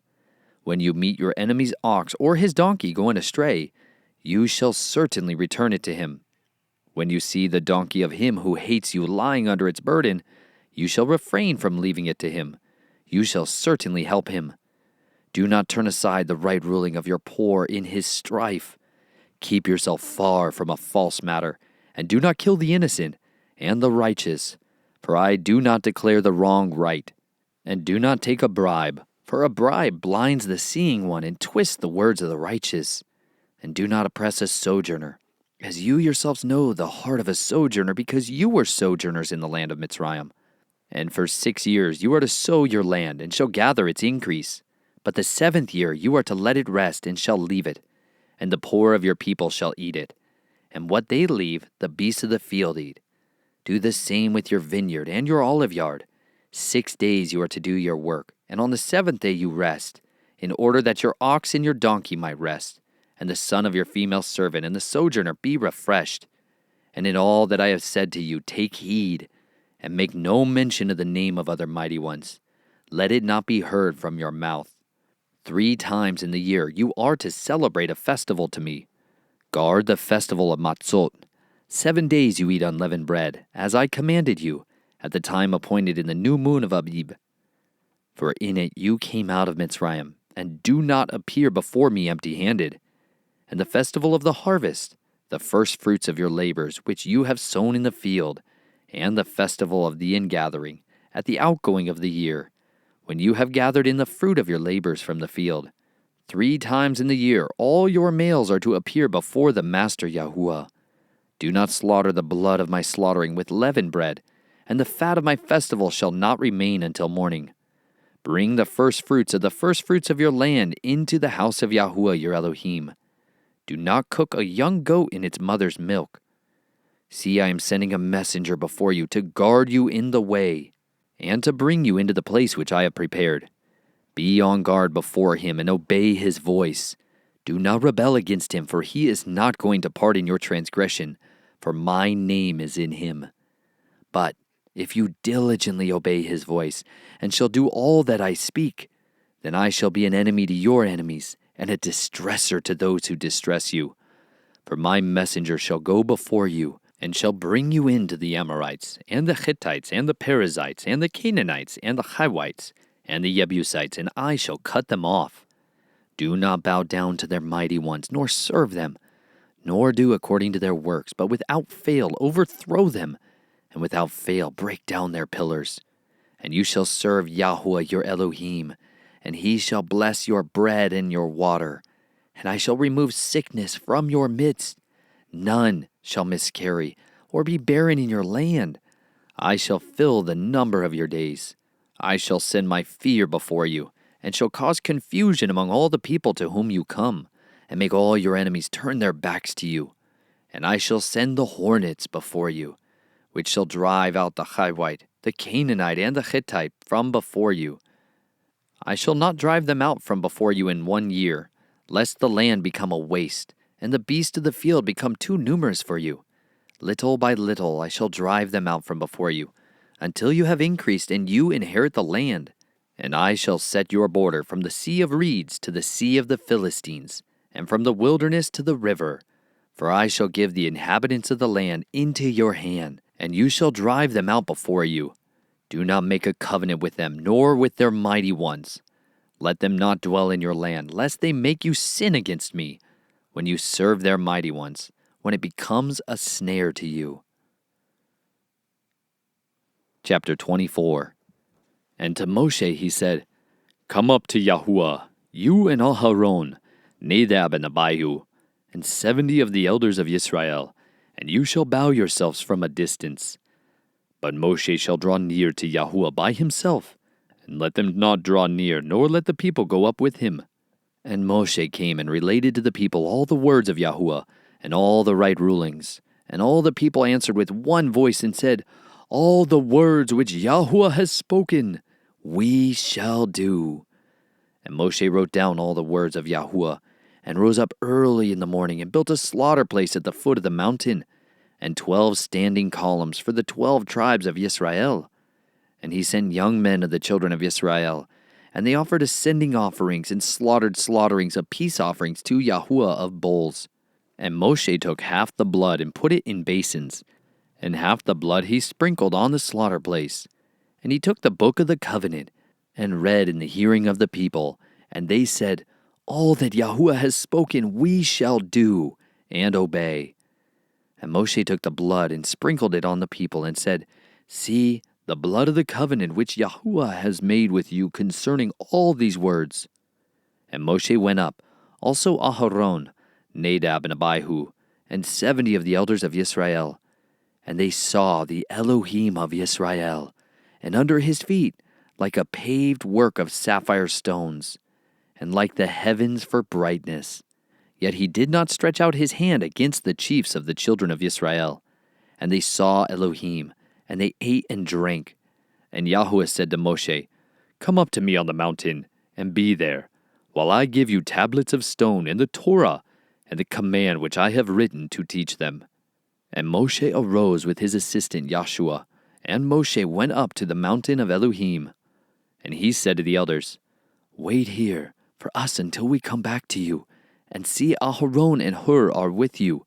Whoever has matters, let him go to them. And Moshe went up into the mountain, and a cloud covered the mountain. And the esteem of Yahuah dwelt on Mount Sinai, and the cloud covered it for 6 days. And on the 7th day he called to Moshe out of the midst of the cloud.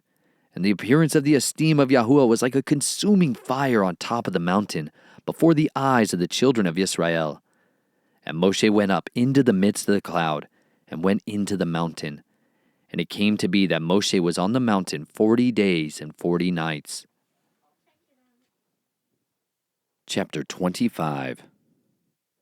And Yahuah spoke to Moshe, saying, Speak to the children of Israel that they take up a contribution for me.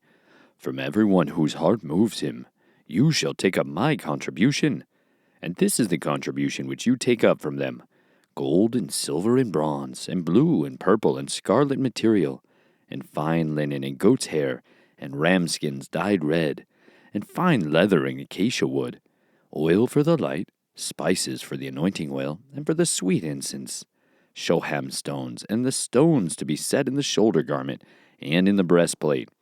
And they shall make me a set-apart place, and I shall dwell in their midst, according to all that I show you, the pattern of the dwelling place, and the pattern of all its furnishings. Make it exactly so. And they shall make an ark of acacia wood, 2.5 feet long, 1.5 cubits wide, and 1.5 cubits high. And you shall overlay it with clean gold. Inside and outside you shall overlay it. And you shall make on it a molding of gold all around. And you shall cast 4 rings of gold for it, and put them in its 4 corners, 2 rings on one side and 2 rings on the other side. And you shall make poles of acacia wood, and overlay them with gold, and shall put the poles into the rings on the sides of the ark, to lift up the ark by them. The poles are in the rings of the ark, they are not taken from it. And into the ark you shall put the witness which I gave you. And you shall make a lid of atonement of clean gold, 2.5 cubits long, and 1.5 cubits wide. And you shall make 2 cherubim of gold. Make them of beaten gold at the 2 ends of the lid of atonement. And make 1 cherub at one end, and the other cherub at the other end. Make the cherubim from the lid of atonement at its 2 ends. And the cherubim shall be spreading out their wings above, covering the lid of atonement with their wings, with their faces toward each other, the faces of the cherubim turned toward the lid of atonement. And you shall put the lid of atonement on top of the ark, and put into the ark the witness which I give you. And I shall meet with you there. And from above the lid of atonement, from between the two cherubim which are on the ark of the witness, I shall speak to you all that which I command you concerning the children of Israel. And you shall make a table of acacia wood 2 cubits long, a cubit wide, and a cubit and a half high. And you shall overlay it with clean gold, and shall make a molding of gold all around, and shall make for it a rim of a handbreadth all around, and shall make a gold molding for the rim all around. And you shall make for it 4 rings of gold, and put the rings on the 4 corners that are at its 4 legs. The rings are close to the rim, as holders for the poles to lift the table. And you shall make the poles of acacia wood, and overlay them with gold, and the table shall be lifted with them. And you shall make its dishes, and its ladles, and its jars, and its bowls for pouring. Make them of clean gold. And you shall put the showbread on the table before me continually. And you shall make a lampstand of clean gold. The lampstand is made of beaten work. Its base and its shaft, its cups, its ornamental knobs and blossoms are from it. And 6 branches shall come out of its sides. 3 branches of the lampstand out of one side, and 3 branches of the lampstand out of the other side. 3 cups made like almond flowers on one branch, with ornamental knob and blossoms, and 3 cups made like almond flowers on the other branch, with ornamental knob and blossom. So for the 6 branches coming out of the lampstand. And on the lampstand itself are 4 cups made like almond flowers, with ornamental knob and blossom, and a knob under the first 2 branches of the same, and a knob under the second 2 branches of the same, and a knob under the third 2 branches of the same, according to the 6 branches coming out of the lampstand. Their knobs and their branches are of the same, all of it one beaten work of clean gold. And you shall make 7 lamps for it, and they shall mount its lamps so that they give light in front of it. And its snuffers and their trays are of clean gold. It is made of a talent of clean gold with all these utensils. So see and do according to the pattern which was shown to you on the mountain. Chapter 26. And make the dwelling place with 10 curtains of fine woven linen and blue and purple and scarlet material. Make them with cherubim, the work of a skilled workman. The length of each curtain is 28 cubits, and the width of each curtain 4 cubits, all the curtains having one measure. 5 curtains are joined to each other, and 5 curtains are joined to each other. And you shall make loops of blue on the edge of the end curtain on one set, and do the same on the edge of the end curtain of the second set. Make 50 loops in the one curtain, and make 50 loops on the edge of the end of the curtain of the second set, the loops being opposite to each other. And you shall make 50 hooks of gold, and shall join the curtains together with the hooks, and the dwelling place shall be one. And you shall make curtains of goat's hair for a tent over the dwelling place. Make 11 curtains. The length of each curtain is 30 cubits, and the width of each curtain 4 cubits, one measure to the 11 curtains. And you shall join the 5 curtains by themselves, and the 6 curtains by themselves. And you shall double over the 6 curtains at the front of the tent. And you shall make 50 loops on the edge of the curtain that is outermost in one set, and 50 loops on the edge of the curtain of the second set. And you shall make 50 bronze hooks, and put the hooks into the loops, and join the tent together, and it shall be one. And the overlapping part of the rest of the curtains of the tent, the half curtain that remains, shall hang over the back of the dwelling place, and a cubit on one side, and a cubit on the other side of what remains of the length of the curtains of the tent is to hang over the sides of the dwelling place, on this side and on that side, to cover it. And you shall make a covering of ram skins dyed red for the tent, and a covering of fine leather above that. And for the dwelling place you shall make the boards of acacia wood standing up. 10 cubits is the length of a board, and a cubit and a half the width of each board. 2 tenons in each board for binding one to another. Do the same for all the boards of the dwelling place. And you shall make the boards for the dwelling place, 20 boards for the south side, and make 40 sockets of silver under the 20 boards. 2 sockets under each of the boards for its 2 tenons, and for the second side of the dwelling place, on the north side, 20 boards, and their 40 sockets of silver, 2 sockets under each of the boards, and for the extreme parts of the dwelling place westward, make 6 boards, and make 2 boards for the 2 back corners of the dwelling place, and they are double beneath, and similarly, They are complete to the top, to the one ring. So it is for both of them. They are for the 2 corners. And they shall be 8 boards, and their sockets of silver, 16 sockets, 2 sockets under the one board, and 2 sockets under the other board. And you shall make bars of acacia wood, 5 for the boards on one side of the dwelling place, and 5 bars for the boards on the other side of the dwelling place, and 5 bars for the boards of the side of the dwelling place for the extreme parts westward, with the middle bar in the midst of the boards, going through from end to end. And overlay the boards with gold, and make their rings of gold as holders for the bars, and overlay the bars with gold. And you shall raise up the dwelling place according to its pattern, which you were shown on the mountain. And you shall make a veil of blue and purple and scarlet material, and fine woven linen, the work of a skilled workman, made with cherubim. And you shall put it on the 4 columns of acacia wood, overlaid with gold, their hooks of gold, upon 4 sockets of silver. And you shall hang the veil from the hooks, and shall bring the ark of the witness there behind the veil. And the veil shall make a separation for you between the set apart and the most set apart place. And you shall put the lid of atonement upon the ark of the witness in the most set apart place. And you shall set the table outside the veil, and the lampstand opposite the table on the south of the dwelling place, toward the south, and put the table on the north side. And you shall make a covering for the door of the tent of blue and purple and scarlet material, and fine woven linen, made by a weaver.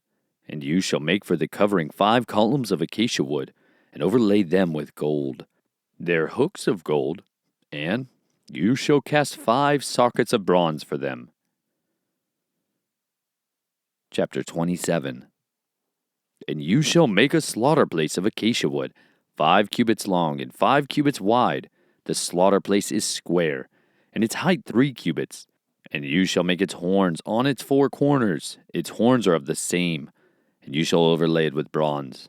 And you shall make its pots to receive its ashes, and its shovels, and its basins, and its forks, and its fire holders.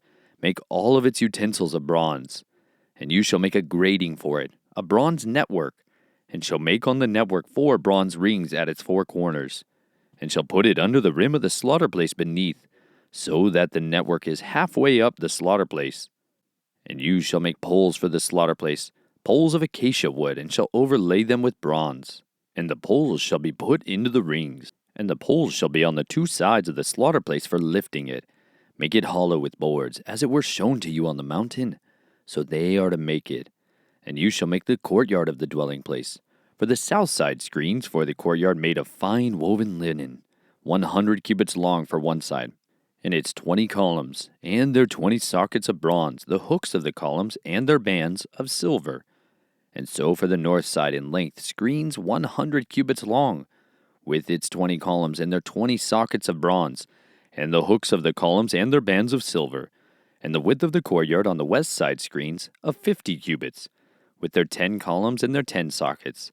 And the width of the courtyard on the east side 50 cubits.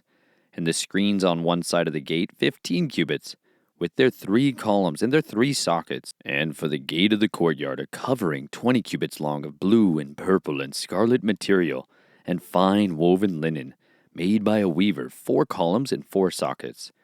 All the columns around the courtyard have bands of silver, their hooks silver, and their sockets bronze.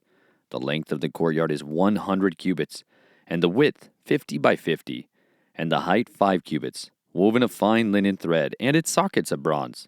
All the utensils of the dwelling place for all its service, all its pegs and all the pegs of the courtyard are bronze. And you are to command the children of Israel to bring you clear oil of pressed olives for the light, to cause the lamp to burn continually. In the tent of appointment outside the veil which is before the witness, Aharon and his sons are to tend to it from evening until morning before Yahuah, a law forever to their generations from the children of Yisrael. Chapter 28. And you, bring near Aharon your brother and his sons with him from among the children of Israel, for serving as priests to me, Aharon, Nadab, and Abihu, Eleazar and Ithamar, the sons of Aharon. And you shall make set-apart garments for Aharon your brother, for esteem and for comeliness. And you, Speak to all the wise of heart, whom I have filled with a spirit of wisdom, and they shall make the garments of Aharon to set him apart, for him to serve as priest to me. And these are the garments which they make: a breastplate, a shoulder garment, a robe, an embroidered long shirt, a turban, and a girdle. And they shall make set-apart garments for Aharon your brother and his sons, for him to serve as priest to me. And they shall take the gold, and the blue, and the purple, and the scarlet material, and the fine linen, and shall make the shoulder garment of gold, of blue, and purple, and scarlet material, and fine woven linen, the work of a skilled workman.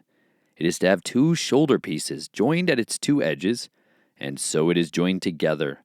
And the embroidered band of the shoulder garment, which is on it, is of the same workmanship, made of gold, of blue, and purple, and scarlet material, and fine woven linen. And you shall take 2 shoham stones, and engrave on them the names of the sons of Yisrael, 6 of their names on one stone, and the remaining 6 names on the other stone, according to their birth, with the work of an engraver in stone, like the engravings of a signet. Engrave the 2 stones with the names of the sons of Yisrael. Set them in settings of gold. And you shall put the 2 stones on the shoulder pieces of the shoulder garment as stones of remembrance for the sons of Yisrael. And Aharon shall bear their names before Yahuah on his 2 shoulders for a remembrance. And you shall make settings of gold, and 2 chains of clean gold like braided cords, and fasten the braided chains to the settings. And you shall make a breastplate of right ruling, a work of a skilled workman, like the work of the shoulder garment. Make it of gold, of blue, and purple, and scarlet material, and fine woven linen. It is square, doubled, a span its length, and a span its width. And you shall put settings of stone in it, 4 rows of stones. The first row is a ruby, a topaz, and an emerald. The second row is a turquoise, a sapphire, and a diamond. And the third row is a jacinth, an agate, and an amethyst.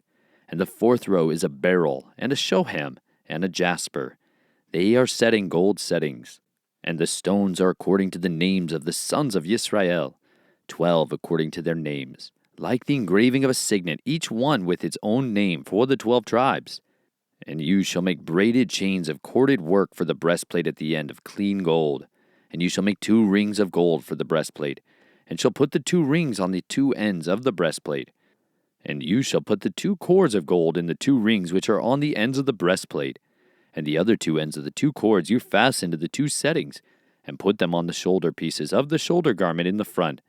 And you shall make 2 rings of gold, and shall put them on the 2 ends of the breastplate, on the edge of it, which is on the inner side of the shoulder garment.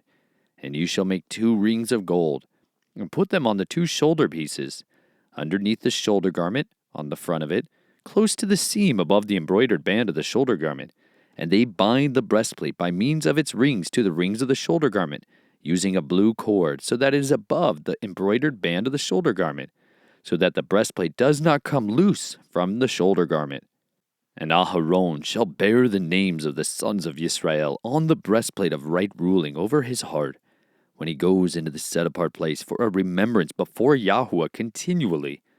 And into the breastplate of right ruling you shall put the Urim and the Tumim, and they shall be on the heart of Aharon when he goes in before Yahuah. And Aharon shall bear the right ruling of the children of Yisrael on his heart before Yahuah continually.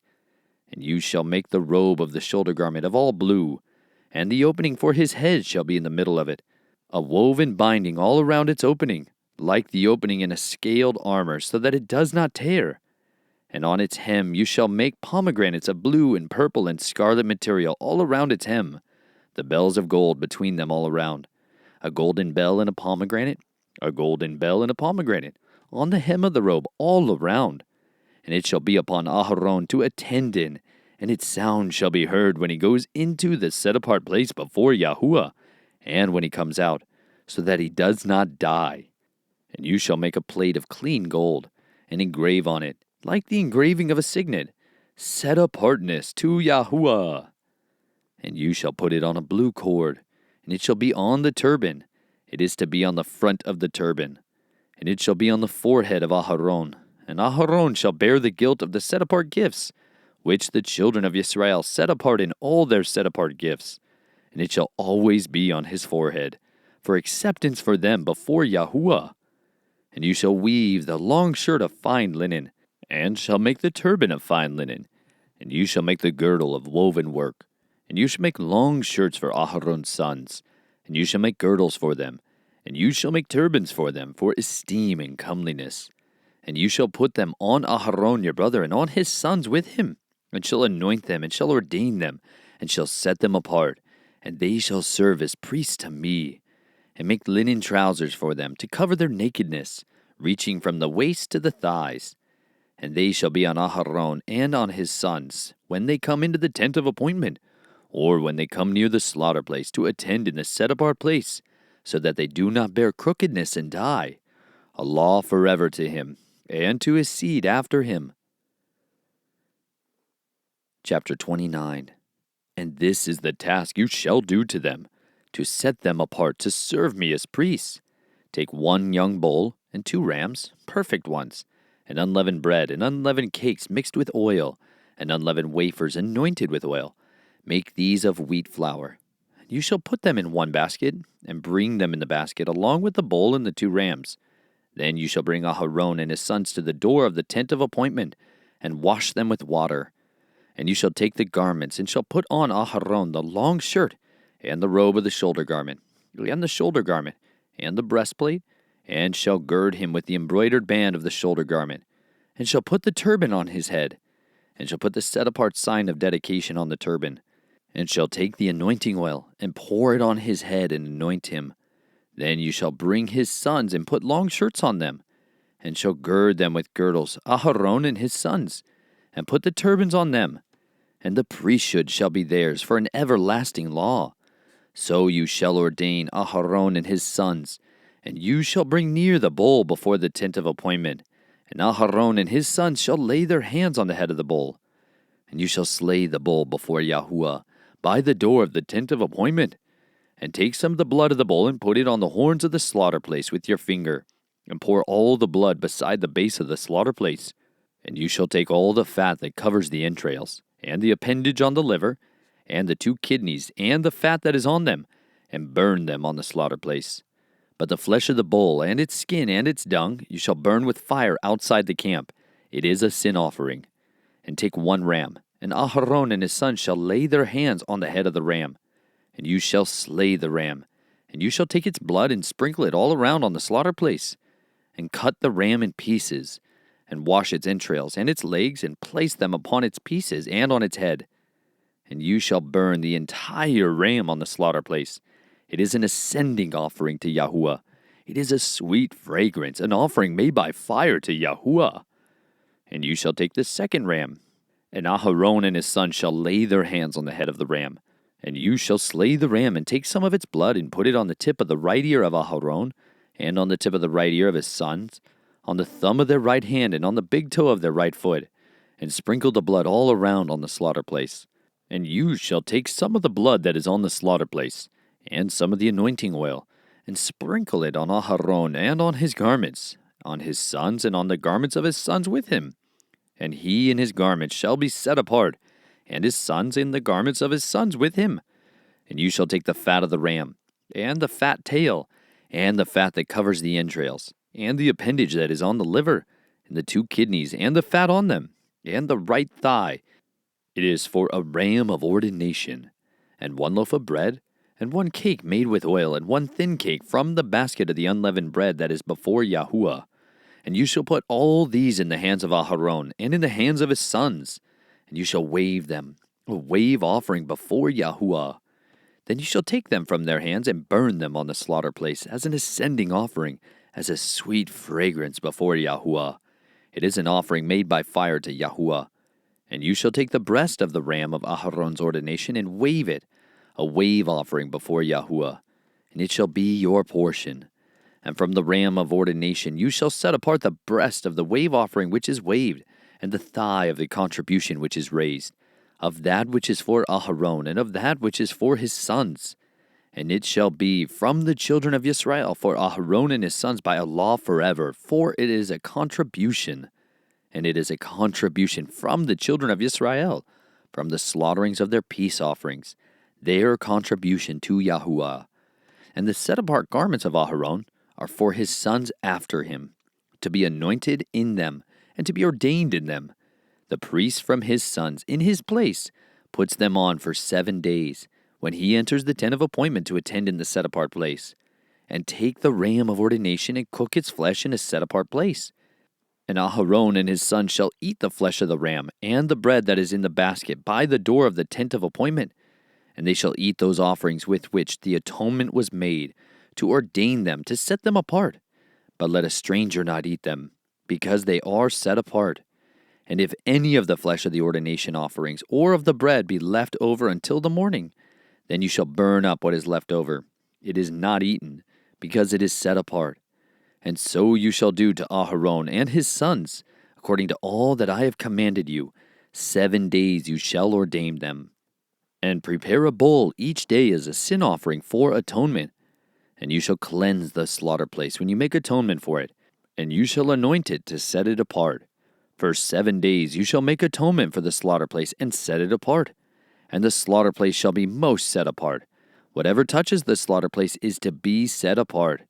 And this is what you prepare on the slaughter place: 2 lambs, a year old, daily, continually. Prepare the lamb in the morning, and the other lamb you prepare between the evenings. And 1/10 of an ephah of flour mixed with 1/4 of a hin of pressed oil, and 1/4 of a hin of wine as a drink offering, with the 1 lamb. And prepare the other lamb between the evenings. And with it prepare the grain offering and the drink offering, as in the morning, for a sweet fragrance, an offering made by fire to Yahuah, a continual ascending offering for your generations at the door of the tent of appointment, before Yahuah, where I shall meet with you to speak with you. And there I shall meet with the children of Yisrael, and it shall be set apart by my esteem. And I shall set apart the tent of appointment and the slaughter place, and Aharon and his sons I set apart to serve as priests to me. And I shall dwell in the midst of the children of Yisrael, and shall be their Elohim. And they shall know that I am Yahuah their Elohim, who brought them up out of the land of Mitsrayim, to dwell in their midst. I am Yahuah their Elohim. Chapter 30. And you shall make a slaughter place to burn incense on. Make it of acacia wood, a cubit long and a cubit wide. It is a square, and 2 cubits high, its horns of the same. And you shall overlay its top and its sides all around, and its horns with clean gold. And you shall make for it a molding of gold all around, and make 2 gold rings for it, under the molding on both its sides. Make them on its 2 sides, and they shall be holders for the poles to lift it with. And you shall make the poles of acacia wood, and overlay them with gold. And you shall put it before the veil that is before the ark of the witness, before the lid of atonement that is over the witness, where I am to meet with you. And Aharon shall burn on it sweet incense, morning by morning. As he tends the lamps, he shall burn incense on it. And when Aharon lights the lamps between the evenings, he shall burn incense on it, a continual incense before Yahuah throughout your generations. Do not offer strange incense on it, or an ascending offering, or a grain offering, and do not pour a drink offering on it. And Aharon shall make atonement upon its horns once a year with the blood of the sin offering of atonement. Once a year he makes atonement upon it throughout your generations. It is most set apart to Yahuah. And Yahuah spoke to Moshe, saying, When you take the census of the children of Israel to register them, then each one shall give an atonement for his life to Yahuah when you register them, so that there is no plague among them when you register them. Everyone among those who are registered is to give this, 1/2 shekel according to the shekel of the set-apart place, 20 giras being a shekel. The 1/2 shekel is the contribution to Yahuah. Everyone passing over to be registered from 20 years old and above gives a contribution to Yahuah. The rich does not give more, and the poor does not give less than 1/2 shekel when you give a contribution to Yahuah, to make atonement for yourselves. And you shall take the silver for the atonement from the children of Yisrael, and give it for the service of the tent of appointment. And it shall be to the children of Israel for a remembrance before Yahuah, to make atonement for yourselves. And Yahuah spoke to Moshe, saying, And you shall make a basin of bronze, with its stand also of bronze for washing. And you shall put it between the tent of appointment and the slaughter place, and shall put water in it. And Aharon and his sons shall wash from it their hands and their feet. When they go into the tent of appointment, or when they come near the slaughter place to attend, to burn an offering made by fire to Yahuah, they wash with water, lest they die. And they shall wash their hands and their feet, lest they die. And it shall be a law forever to them, to him and his seed throughout their generations.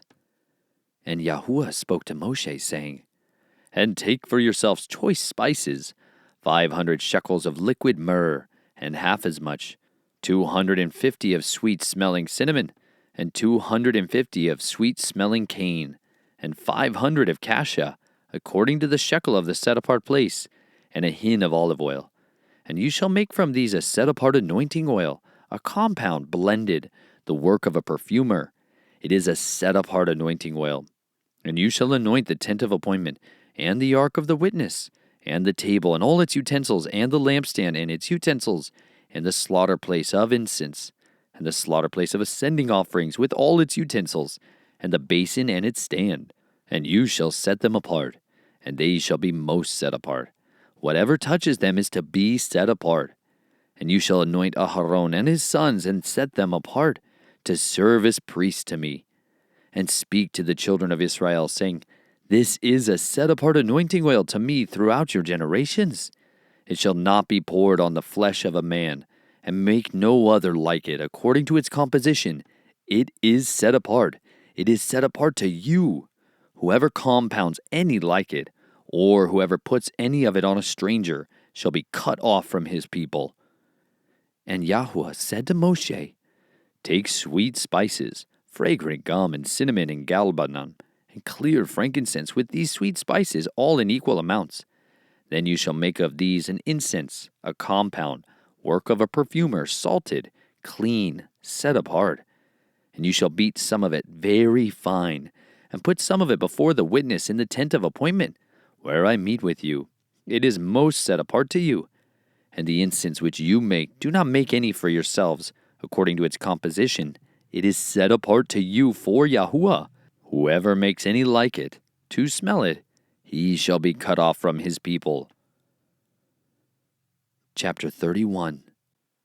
And Yahuah spoke to Moshe, saying, See, I have called by name Bezalel, son of Uri, son of Hur, of the tribe of Yehudah, and I have filled him with the spirit of Elohim in wisdom, and in understanding, and in knowledge, and in all work, to make designs for working gold, and in silver, and in bronze, and in cutting stones for setting, and in carving wood, and to work in all work. And I have appointed with him Oholiab, son of Achsamach, of the tribe of Dan, and I have put wisdom in the hearts of everyone who is wise-hearted, and they shall make all that I have commanded you, and the ark of the witness, and the lid of atonement that is on it, and all the utensils of the tent, and the table and its utensils, and the clean gold lampstand with all its utensils, and the slaughter place of incense, and the slaughter place of ascending offering with all its utensils, and the basin and its stand, and the woven garments, and the set-apart garments for Aharon, the priest, and the garments of his sons for serving as priests, and the anointing oil, and sweet incense for the set-apart place, according to all that I have commanded you, they are to do. And Yahuah spoke to Moshe, saying, And you, speak to the children of Yisrael, saying, My Sabbaths you are to guard by all means, for it is a sign between me and you throughout your generations, to know that I, Yahuah, am setting you apart. And you shall guard this Sabbath, for it is set apart to you. Everyone who profanes it shall certainly be put to death, for anyone who does work on it, that being shall be cut off from among his people. 6 days work is done, and on the 7th day is a Sabbath of rest, set apart to Yahuah. Everyone doing work on the Sabbath day shall certainly be put to death. And the children of Yisrael shall guard the Sabbath to perform the Sabbath throughout their generations, as an everlasting covenant between me and the children of Yisrael. It is a sign forever. For in 6 days Yahuah made the heavens and the earth, and on the 7th day he rested and was refreshed. And when he ended speaking with him on Mount Sinai, he gave Moshe 2 tablets of the witness, tablets of stone, written with the finger of Elohim. Chapter 32. And when the people saw that Moshe was so long in coming down from the mountain, the people gathered together to Aharon and said to him, "Arise, make us mighty ones who go before us. For this Moshe, the man who brought us up out of the land of Mitsrayim, we do not know what has become of him." And Aharon said to them, "Take off the golden earrings which are in the ears of your wives, your sons and your daughters, and bring them to me." And all the people took off the golden earrings which were in their ears and brought them to Aharon. And he took this from their hand, and he formed it with an engraving tool, and made a molded calf. And they said, "This is your mighty one, O Yisrael, that brought you out of the land of Mitsrayim." And Aharon saw and built a slaughter place before it. And Aharon called out and said, "Tomorrow is a festival to Yahuah." And they rose early on the next day, and offered ascending offerings, and brought peace offerings. And the people sat down to eat and drink, and rose up to play. And Yahuah said to Moshe, "Go, get down, for your people whom you brought out of the land of Mitsrayim have corrupted themselves. They have turned aside quickly out of the way which I commanded them. They have made themselves a molded calf, and have bowed themselves to it, and slaughtered to it, and said, 'This is your mighty one, O Yisrael, who brought you out of the land of Mitsrayim.'" And Yahuah said to Moshe, "I have seen this people, and see it is a stiff-necked people. And now let me alone, that my wrath might burn against them, and I make of you a great nation." But Moshe pleaded with Yahuah his Elohim, and said, "Yahuah, why does your wrath burn against your people, whom you have brought out of the land of Mitsrayim, with great power and with a strong hand? Why should the Mitsrites speak and say, 'For evil he brought them out to kill them in the mountains, and to consume them from the face of the earth'? Turn from the heat of your wrath, and relent from this evil to your people. Remember Abraham, Yitzhak, and Yisrael, your servants, to whom you swore by yourself, and said to them, 'I increase your seed like the stars of the heavens.' And all this land that I have spoken of I give to your seed, and they shall inherit it forever." And Yahuah relented from the evil which he had said he would do to his people. And Moshe turned and went down from the mountain, and in his hand were the 2 tablets of the witness, tablets written on both their sides, written on the one and on the other. And the tablets were the work of Elohim, and the writing was the writing of Elohim engraved on the tablets. And Yeshua heard the noise of the people as they shouted, and he said to Moshe, "A noise of battle is in the camp." But he said, "It is not the sound of those who shout of might, nor is it the sound of those who cry out in weakness, but the sound of singing that I hear." And it came to be as soon as he came near the camp that he saw the calf and the dancing. And Moshe's displeasure burned, and he threw the tablets out of his hands and broke them at the foot of the mountain.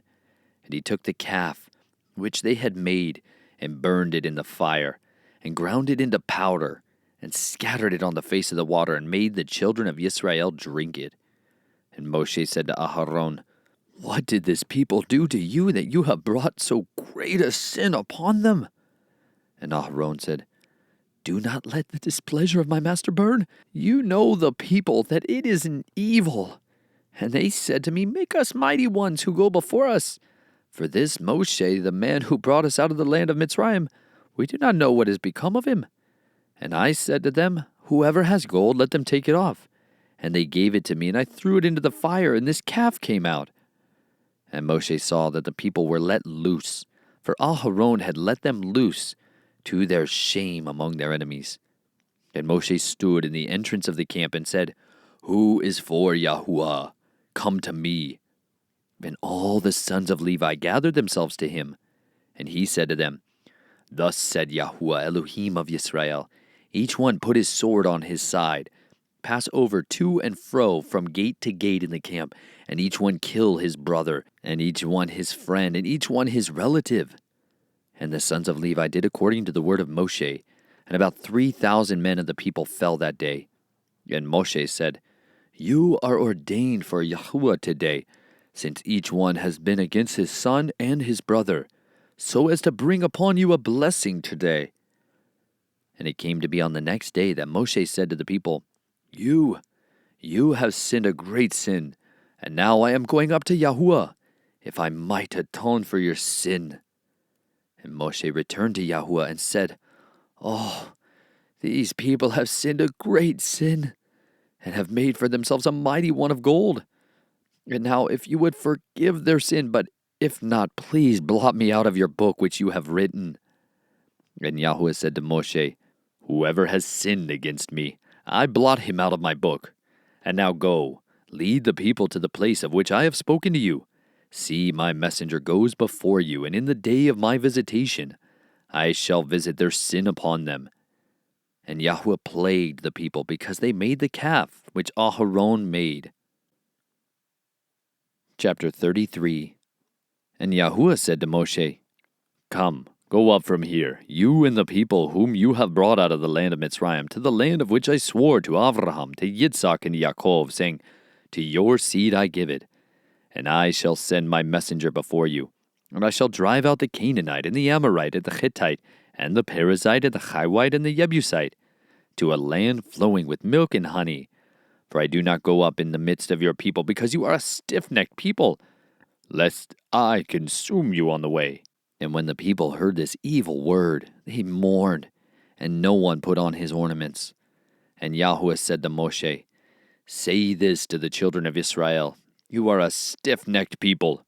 Should I go up in your midst for one moment, I shall consume you. And now take off your ornaments, and I shall know what to do to you. So the children of Yisrael took off their ornaments at Mount Horeb. And Moshe took his tent, and pitched it outside the camp, far from the camp, and called it the tent of appointment. And it came to be that everyone who sought Yahuah went out to the tent of appointment which was outside the camp. And it came to be whenever Moshe went out to the tent that all the people rose, and each man stood at his tent door and watched Moshe until he entered the tent. And it came to be when Moshe entered the tent that the column of cloud descended and stood at the door of the tent, and he spoke with Moshe. And all the people saw the column of cloud standing at the tent door, and all the people rose and bowed themselves, each one at the door of his tent. Thus Yahuah spoke to Moshe face to face, as a man speaks to his friend. And he would return to camp, but his servant, Joshua son of Nun, a young man, did not leave the tent. And Moshe said to Yahuah, See, you are saying to me, Bring up this people, but you have not made known to me whom you would send with me, though you have said, I know you by name, and you have also found favor in my eyes. And now please, if I have found favor in your eyes, please show me your way, and let me know you, so that I find favor in your eyes, and consider that this nation is your people. And he said, My presence does go, and I shall give you rest. And he said to him, If your presence is not going, do not lead us up from here. For how then shall it be known that I have found favor in your eyes, I and your people, except you go with us? Then we shall be distinguished, I and your people, from all the people who are upon the face of the earth. And Yahuah said to Moshe, Even this word you have spoken I shall do, for you have found favor in my eyes, and I know you by name. Then he said, Please show me your esteem. And he said, I shall cause my goodness to pass before you, and I shall proclaim the name of Yahuah before you, and I shall favor him whom I favor, and shall have compassion on him whom I have compassion. But he said, You are unable to see my face, for no man does see me and live. And Yahuah said, See, there is a place with me, and you shall stand on the rock. And it shall be while my esteem passes by, that I shall put you in the cleft of the rock, and cover you with my hand while I pass by. Then I shall take away my hand, and you shall see my back, but my face shall not be seen. Chapter 34. And Yahuah said to Moshe, Cut 2 tablets of stone like the first ones, and I shall write on these tablets the words that were on the first tablets which you broke, and be ready in the morning. Then you shall come up in the mountain to Mount Sinai, and present yourself to me there on the top of the mountain. And let no man come up with you, and let no man be seen in all the mountain, and let not even the flock or the herd feed in front of that mountain. And he cut 2 tablets of stone like the first ones. Then Moshe rose early in the morning and went up Mount Sinai, as Yahuah had commanded him, And he took 2 tablets of stone in his hand. And Yahuah came down in the cloud and stood with him there, and proclaimed the name Yahuah. And Yahuah passed before him and proclaimed, Yahuah, Yahuah, an El compassionate, and showing favor, patient and great in loving commitment and truth, watching over loving commitment for thousands, forgiving crookedness and transgression and sin, but by no means leaving unpunished, visiting the crookedness of the fathers upon the children and the children's children to the 3rd and 4th generation. And Moshe hurried and bowed himself toward the earth, and did obeisance, and said, If now I have found favor in your eyes, O Yahuah, I pray let Yahuah go in our midst, even though we are a stiff-necked people, and forgive our crookedness and our sin, and take us as your inheritance. And he said, Guard what I command you today. See, I am driving out from before you the Amorite, and the Canaanite, and the Hittite, and the Perizzite, and the Hivite, and the Jebusite. Guard yourself, lest you make a covenant with the inhabitants of the land where you are going, lest it be a snare in your midst. But break down their slaughter places, and smash their pillars, and cut down their asherim. For you do not bow yourself to another mighty one, for Yahuah, whose name is jealous, is a jealous El. Lest you make a covenant with the inhabitants of the land, and they whore after their mighty ones, and slaughter to their mighty ones. And one of them invites you, and you eat of his slaughterings, and you take of his daughters for your sons, and his daughters whore after their mighty ones, and make your sons whore after their mighty ones. Do not make a molded mighty one for yourself. Guard the festival of Matzot. For 7 days you eat unleavened bread, as I commanded you, in the appointed time of the new moon of Abib. Because in the new moon of Abib, you came out from Mitsrayim. Everyone opening the womb is mine, and every male firstborn among your livestock, whether bull or sheep. But the firstborn of a donkey you ransom with a lamb, and if you do not ransom, then you shall break his neck. Every firstborn of your sons shall be ransomed, and they shall not appear before me empty-handed. 6 days you work, but on the 7th day you rest. In plowing time and in harvest you rest. And perform the festival of Shavuot for yourself, of the first fruits of wheat harvest, and the festival of ingathering at the turn of the year. 3 times in the year all your men are to appear before the Master Yahuah, the Elohim of Yisrael. For I dispossess nations before you, and shall enlarge your borders, and let no one covet your land when you go up to appear before Yahuah your Elohim, 3 times in the year. Do not slay the blood of my slaughtering with leaven, and do not let the slaughtering of the festival of Pesach remain until morning. Bring the first of the firstfruits of your land to the house of Yahuah your Elohim. Do not cook a young goat in its mother's milk. And Yahuah said to Moshe, Write these words, for according to the mouth of these words I have made a covenant with you and with Yisrael. And he was there with Yahuah 40 days and 40 nights. He did not eat bread, and he did not drink water. And he wrote on the tablets the words of the covenant, the 10 words. And it came to be when Moshe came down from Mount Sinai, while the 2 tablets of the witness were in Moshe's hand, when he came down from the mountain, that Moshe did not know that the skin of his face shone, since he had spoken with him. And Aharon and all the children of Israel looked at Moshe, and saw the skin of his face shone, and they were afraid to come near him. But Moshe called out to them, and Aharon and all the rulers of the congregation returned to him. And Moshe spoke to them. And afterward, all the children of Israel came near, and he commanded them all that Yahuah had spoken with him on Mount Sinai. And when Moshe ended speaking with him, he put a veil on his face. But whenever Moshe went in before Yahuah to speak with him, he would remove the veil until he came out. When he came out, he spoke to the children of Israel what he had been commanded. And the children of Israel would see the face of Moshe, that the skin of Moshe's face shone. And Moshe would put the veil on his face again, until he went in to speak with him. Chapter 35. And Moshe assembled all the congregation of the children of Israel, and said to them, These are the words which Yahuah has commanded you to do. Work is done for 6 days, but on the 7th day it shall be set apart to you, a Sabbath of rest to Yahuah. Anyone doing work on it is put to death. Do not kindle a fire in any of your dwellings on the Sabbath day." And Moshe spoke to all the congregation of the children of Israel, saying, "This is the word which Yahuah commanded, saying, Take from among you a contribution to Yahuah. Everyone whose heart so moves him, let him bring it as a contribution to Yahuah, gold and silver and bronze, and blue and purple and scarlet material, and fine linen and goat's hair, and ram skins dyed red, and fine leather and acacia wood, and oil for the light, and spices for the anointing oil, and for the sweet incense, and shoham stones, and stones to be set in the shoulder garment, and in the breastplate.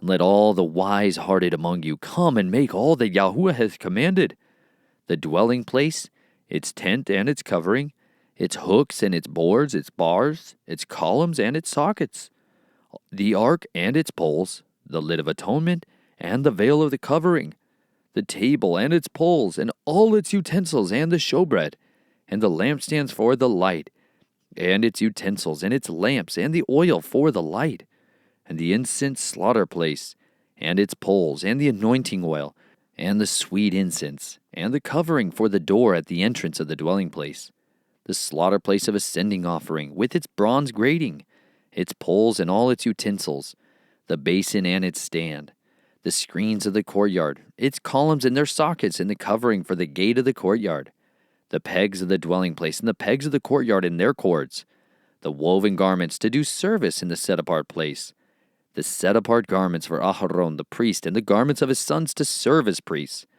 And all the congregation of the children of Israel withdrew from the presence of Moshe.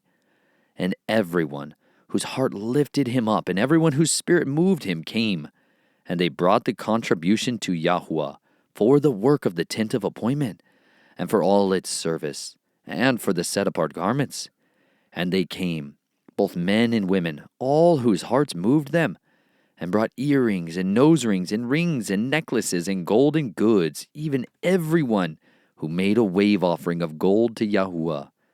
And every man with whom was found blue and purple and scarlet material, and fine linen and goat's hair, and ram skins dyed red, and fine leather, brought them. Everyone who would make a contribution to Yahuah, of silver or bronze, brought it. And everyone with whom was found acacia wood, for any work of the service, brought it. And all the wise-hearted women spun yarn with their hands, and brought what they had spun, the blue and the purple, the scarlet material, and the fine linen. And all the women whose hearts lifted them up in wisdom spun the goat's hair. And the rulers brought shoham stones, and the stones to be set in the shoulder garment, and in the breastplate, and the spices and the oil for the light, and for the anointing oil, and for the sweet incense. The children of Yisrael brought a voluntary offering to Yahuah, all the men and women whose hearts moved them to bring all kinds of works which Yahuah, by the hand of Moshe, had commanded to be done. And Moshe said to the children of Israel, "See, Yahuah has called by name Bezalel, son of Uri, son of Hur, of the tribe of Yehudah. And he has filled him with the spirit of Elohim in wisdom, in understanding, and in knowledge, and in all work, to make designs, to work in gold, and in silver, and in bronze, and in cutting of stones for setting, and in carving wood, and to work in all workmanship of design. And he has put in his heart the ability to teach, in him, and Aholiab, son of Ahisamach, of the tribe of Dan. He has filled them with the skill to do all the work of the engraver, and the designer and embroiderer, in blue and in purple, in scarlet material, and in fine woven linen, and a weaver, doing any work, and makers of designs." Chapter 36. And Bezalel and Aholiab, and every wise-hearted man in whom Yahuah has given wisdom and understanding, to know how to do all work for the service of the set-apart place, shall do according to all that Yahuah has commanded. And Moshe called Bezalel and Aholiab, and every wise-hearted man in whose heart Yahuah had given wisdom, everyone whose heart lifted him up, to come and do the work. And they received from Moshe all the contribution which the children of Israel had brought for the work of the service of making the set-apart place. But they still brought to him voluntary offerings every morning. So all the craftsmen who were doing all the work of the set-apart place came, each from the work he was doing, And they spoke to Moshe, saying, "The people bring much more than enough for the service of the work, which Yahuah commanded us to do." Then Moshe commanded, and they sent this word throughout the camp, saying, "Let neither man nor woman do any more work for the contribution of the set-apart place." And the people were withheld from bringing, for what they had was enough for all the work to be done, more than enough. Then all the wise-hearted ones among them who worked on the dwelling place made 10 curtains woven of fine linen, and blue and purple and scarlet material. They made them with cherubim, the work of a skilled workman. The length of each curtain was 28 cubits, and the width of each curtain 4 cubits, all the curtains having one measure. And he joined 5 curtains, one to another, and the other 5 curtains he joined one to another. And he made loops of blue on the edge of the end curtain of one set, the same he did on the edge of the end curtain of the other set. 50 loops he made on one curtain, and 50 loops he made on the edge of the end of the curtain of the second set. The loops held one curtain to another.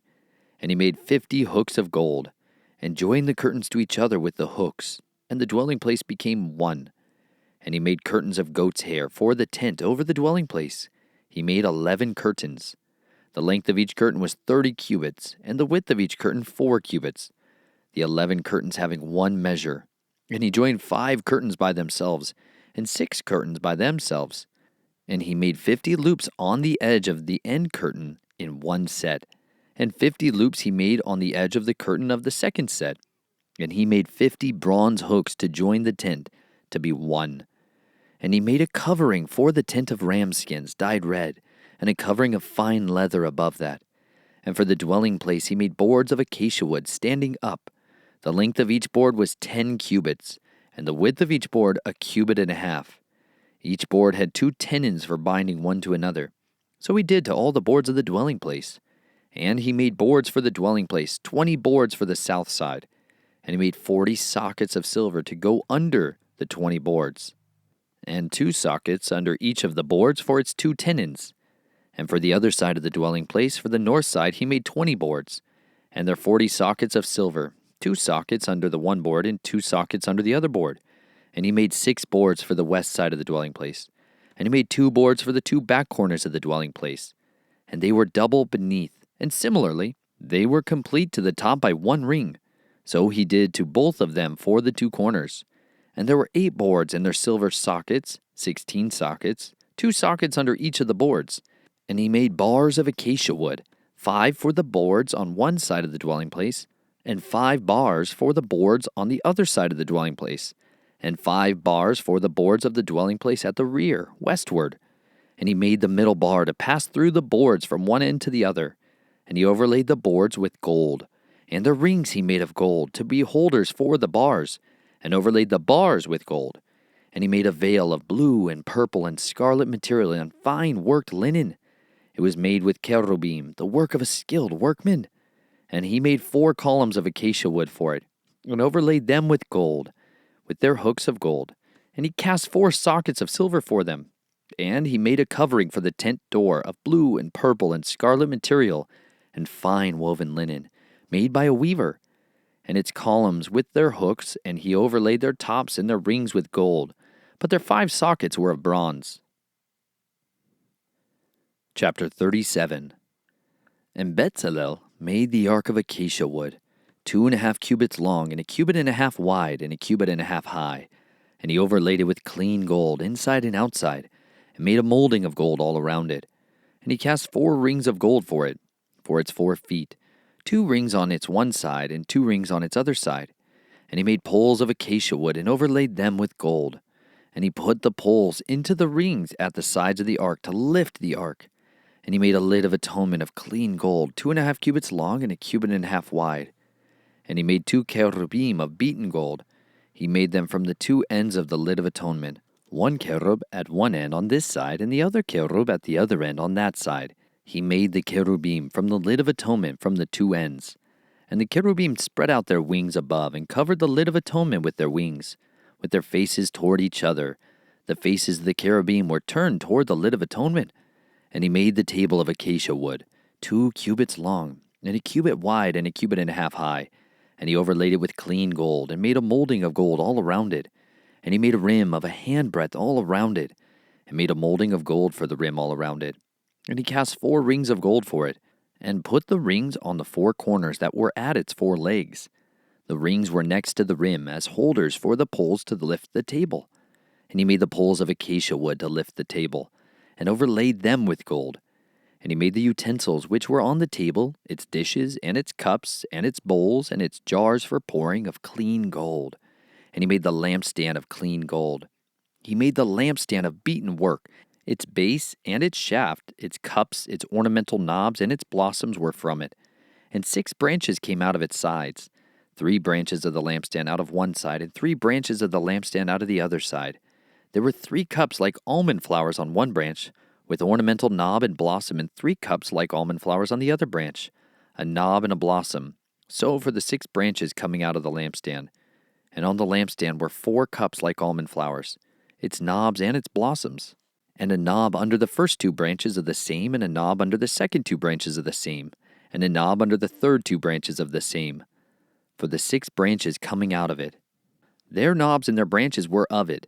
All of it was one beaten work of clean gold. And he made it 7 lamps, and its snuffers, and its trays of clean gold. He made it of a talent of clean gold, and all its utensils. And he made the incense slaughter place of acacia wood, a cubit long and a cubit wide, square, and 2 cubits high. Its horns were of it. And he overlaid it with clean gold, its tops and its sides all around, and its horns. And he made a molding for it of gold all around it. And he made 2 rings of gold for it under its molding, and its 2 corners on both sides, as holders for the poles with which to lift it. And he made the poles of acacia wood, and overlaid them with gold. And he made the set-apart anointing oil, and the clean incense of sweet spices, according to the work of the perfumer. Chapter 38. And he made the slaughter place of ascending offering of acacia wood, 5 cubits long and 5 wide, square, and 3 cubits high. And he made its horns on its 4 corners. The horns were of it, and he overlaid it with bronze. And he made all the utensils for the slaughter place, the pots and the shovels, and the basins and the forks and the fire holders. He made all its utensils of bronze. And he made a grating for the slaughter place, a bronze network under its rim, midway from the bottom.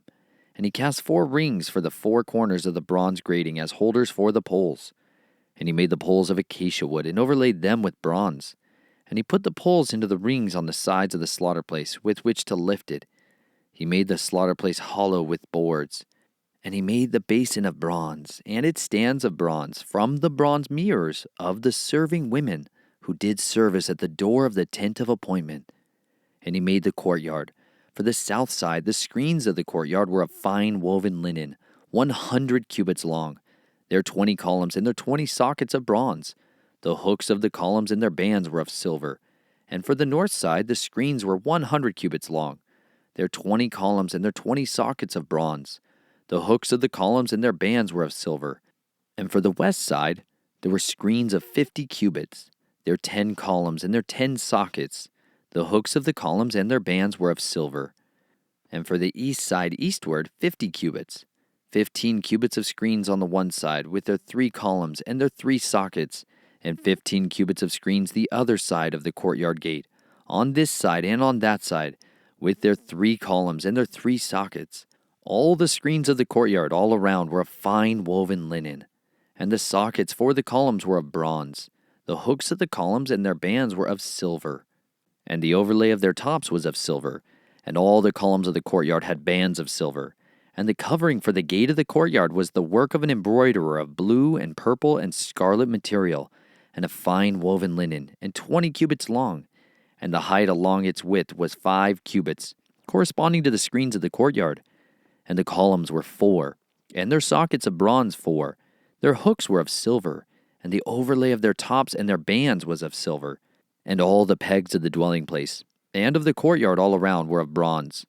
These were the appointments of the dwelling place of the witness, which was appointed by the mouth of Moshe, for the service of the Levites, by the hand of Ithamar, son of Aharon the priest, and Bezalel, son of Uri, son of Hur, of the tribe of Yehudah, made all that Yahuah had commanded Moshe, and with him Holiab, son of Ahasimach, of the tribe of Dan, an engraver and designer, an embroiderer in blue and purple and scarlet material, and in fine linen. All the gold prepared for the work and all the work of the set-apart place, and it was the gold of the wave offering, came to be 29 talents and 730 shekels, according to the shekel of the set-apart place. And the silver from the ones counted of the congregation was 100 talents and 1,775 shekels, according to the shekel of the set-apart place. A bika, half a shekel for a head, according to the shekel of the set-apart place, for everyone passing over to those counted from 20 years old and above, for 603,550 men. And the 100 talents of silver were for casting the sockets of the set-apart place and the bases of the veil, 100 sockets from the 100 talents, a talent for each socket, and 1,775 shekels. He made hooks for the columns, and overlaid their tops, and made bands for them. And the bronze of the wave offering was 70 talents and 2,400 shekels. And with it he made the sockets for the door of the tent of appointment, and the bronze slaughter place, and the bronze grating for it, and all the utensils for the slaughter place, and the sockets for the courtyard all around, and the bases for the courtyard gate, and all the pegs for the dwelling place, and all the pegs for the courtyard all around. Chapter 39. And of the blue and purple and scarlet material they made woven garments to do service in the set-apart place. And they made the set-apart garments which were for Aharon, as Yahuah had commanded Moshe. And he made the shoulder garment of gold, of blue and purple and scarlet material, and of fine woven linen. And they beat out sheets of gold and cut it into threads to work it in with the blue and purple and scarlet material and the fine linen, the work of a skilled workman. They made shoulder pieces for it to join it. It was joined at its two edges, and the embroidered band of his shoulder garment that was on it was of the same work of gold, and blue and purple and scarlet material, and of fine woven linen, as Yahuah had commanded Moshe. And they made the shoham stones, set in plated work of gold, engraved as signets are engraved, according to the names of the sons of Yisrael. And he put them on the shoulders of the shoulder garment, stones of remembrance for the sons of Yisrael, as Yahuah had commanded Moshe. And he made the breastplate, a work of a skilled workman, like the work of the shoulder garment, of gold, of blue and purple and scarlet material, and of fine woven linen. It was square. They made the breastplate double, its length a span, its width a span doubled. And they filled it with 4 rows of stones. A row of ruby, a topaz, and an emerald was the first row. And the second row, a turquoise, a sapphire, and a diamond. And the third row, a jacinth, an agate, and an amethyst. And the fourth row, a beryl, a shoham, and a jasper, set in plated work of gold in their settings. And the stones were according to the names of the sons of Yisrael, 12 according to their names, engraved like a signet, each one with its own name according to the 12 tribes. And they made braided chains of corded work for the breastplate at the ends of clean gold. And they made 2 settings of gold, and 2 gold rings, and put the 2 rings on the 2 ends of the breastplate. And they put the 2 cords of gold in the 2 rings on the ends of the breastplate. And the 2 ends of the 2 cords they fastened in the 2 settings, and put them on the shoulder pieces of the shoulder garment in the front. And they made 2 rings of gold, and put them on the 2 ends of the breastplate on the edge of it, which was on the inward side of the shoulder garment. And they made 2 gold rings, and put them on the 2 shoulder pieces underneath the shoulder garment, on the front of it, close to its seam above the embroidered band of the shoulder garment. And they bound the breastplate by means of its rings to the rings of the shoulder garment with a blue cord, so that it would be above the embroidered band of the shoulder garment, and that the breastplate would not come loose from the shoulder garment, as Yahuah had commanded Moshe. And he made the robe of the shoulder garment of woven work, all of blue. And the opening of the robe was in the middle, like the opening in a scaled armor, with a woven binding all around the opening, so that it would not tear. And they made the hem of the robe pomegranates of blue and purple and scarlet material twined.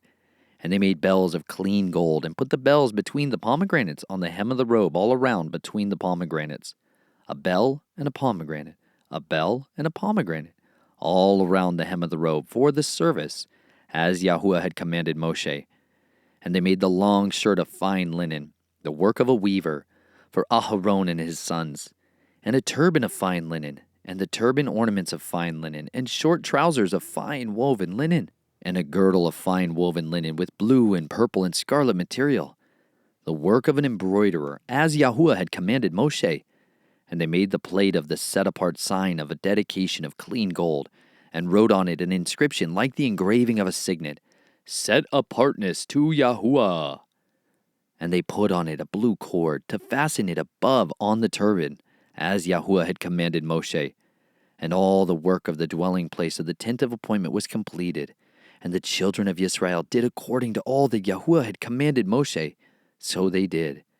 And they brought the dwelling place to Moshe, the tent and all its furnishings, its hooks, its sockets, its boards, and its columns, and its sockets, and the covering of ram skins dyed red, and the covering of fine leather, and the veil of the covering, the ark of the witness with its poles, and the lid of atonement, the table and all its utensils, and the showbread, the clean lampstand with its lamps, the lamps to be put in order, and all its utensils, and the oil for light, and the slaughter place of gold, and the anointing oil, and the sweet incense, and the covering for the tent door, the bronze slaughter place, and its bronze grating, its poles, and all its utensils, the basin with its stand, the screens of the courtyard, its columns, and its sockets, the covering for the courtyard gate, its cords, and its pegs, and all the utensils for the service of the dwelling place, for the tent of appointment, the woven garments to do service in the set-apart place, the set-apart garments for Aharon the priest and his sons, garments to serve as priests, according to all that Yahuah had commanded Moshe. So the children of Yisrael did all the work. And Moshe looked over all the work and saw they did it as Yahuah had commanded. So they had done. And Moshe blessed them. Chapter 40. And Yahuah spoke to Moshe, saying, On the first day of the first new moon, you are to raise up the dwelling place of the tent of appointment, and shall put it in the ark of the witness, and screen the ark with the veil. And you shall bring in the table, and arrange what belongs on it, and bring in the lampstand, and light its lamps. And you shall set the slaughter place of gold for the incense before the ark of the witness, and put up the covering of the door to the dwelling place. And you shall set the slaughter place of the ascending offering before the door of the dwelling place of the tent of appointment, and shall set the basin between the tent of appointment and the slaughter place, and shall put water therein. And you shall set up the courtyard all around, and shall place the covering of the courtyard gate, and shall take the anointing oil, and anoint the dwelling place, and all that is in it, and shall set it and all its utensils apart, and it shall be set apart. And you shall anoint the slaughter place of the ascending offering, and all its utensils, and set the slaughter place apart. And the slaughter place shall be most set apart. And you shall anoint the basin and its stand, and set it apart. And you shall bring Aharon and his sons to the door of the tent of appointment, and wash them with water. And you shall put the set-apart garments on Aharon, and anoint him, and set him apart to serve as priest to me. And you shall bring his sons, and put long shirts on them, and shall anoint them as you anointed their father, and they shall serve as priests to me, and their anointing shall be for them an everlasting priesthood throughout their generations. And Moshe did according to all that Yahuah had commanded him. So he did. And it came to be in the first new moon of the second year, on the first day of the new moon, that the dwelling place was raised up. And Moshe raised up the dwelling place, and placed its sockets, and set up its boards, and put in its bars, and raised up its columns, and spread the tent over the dwelling place, and put the covering of the tent on top of it, as Yahuah had commanded Moshe. And he took the witness, and put it into the ark. And he put the poles through the rings of the ark, and put the lid of atonement on top of the ark, and brought the ark into the dwelling place, and placed the veil of the covering to screen off the ark of the witness, as Yahuah had commanded Moshe. And he put the table in the tent of appointment, on the north side of the dwelling place, outside the veil, and set the bread in order upon it before Yahuah, as Yahuah had commanded Moshe. And he put the lampstand in the tent of appointment, opposite the table on the south side of the dwelling place, and lit the lamps before Yahuah, as Yahuah had commanded Moshe. And he put the gold slaughter place in the tent of appointment, in front of the veil, and burned sweet incense on it, as Yahuah had commanded Moshe. And he set up the covering to the door of the dwelling place. And he put the slaughter place of ascending offering before the door of the dwelling place of the tent of appointment. And he offered upon it the ascending offering and the grain offering, as Yahuah had commanded Moshe, And he put the basin between the tent of appointment and the slaughter place, and put water therein for washing. And Moshe and Aharon and his sons washed their hands and their feet with water from it. As they went into the tent of appointment, and as they came near the slaughter place, they would wash, as Yahuah had commanded Moshe. And he raised up the courtyard all around the dwelling place, and the slaughter place, and placed the covering of the courtyard gate. And Moshe completed the work, and the cloud covered the tent of appointment, and the esteem of Yahuah filled the dwelling place. And Moshe was not able to come into the tent of appointment, because the cloud dwelt on it, and the esteem of Yahuah filled the dwelling place. And when the cloud was taken up from above the dwelling place, the children of Yisrael went onward in all their journeys. But if the cloud was not taken up, then they did not set out till the day that it was taken up. For the cloud of Yahuah was on the dwelling place by day, and fire was on it by night, before the eyes of all the house of Yisrael, in all their journeys.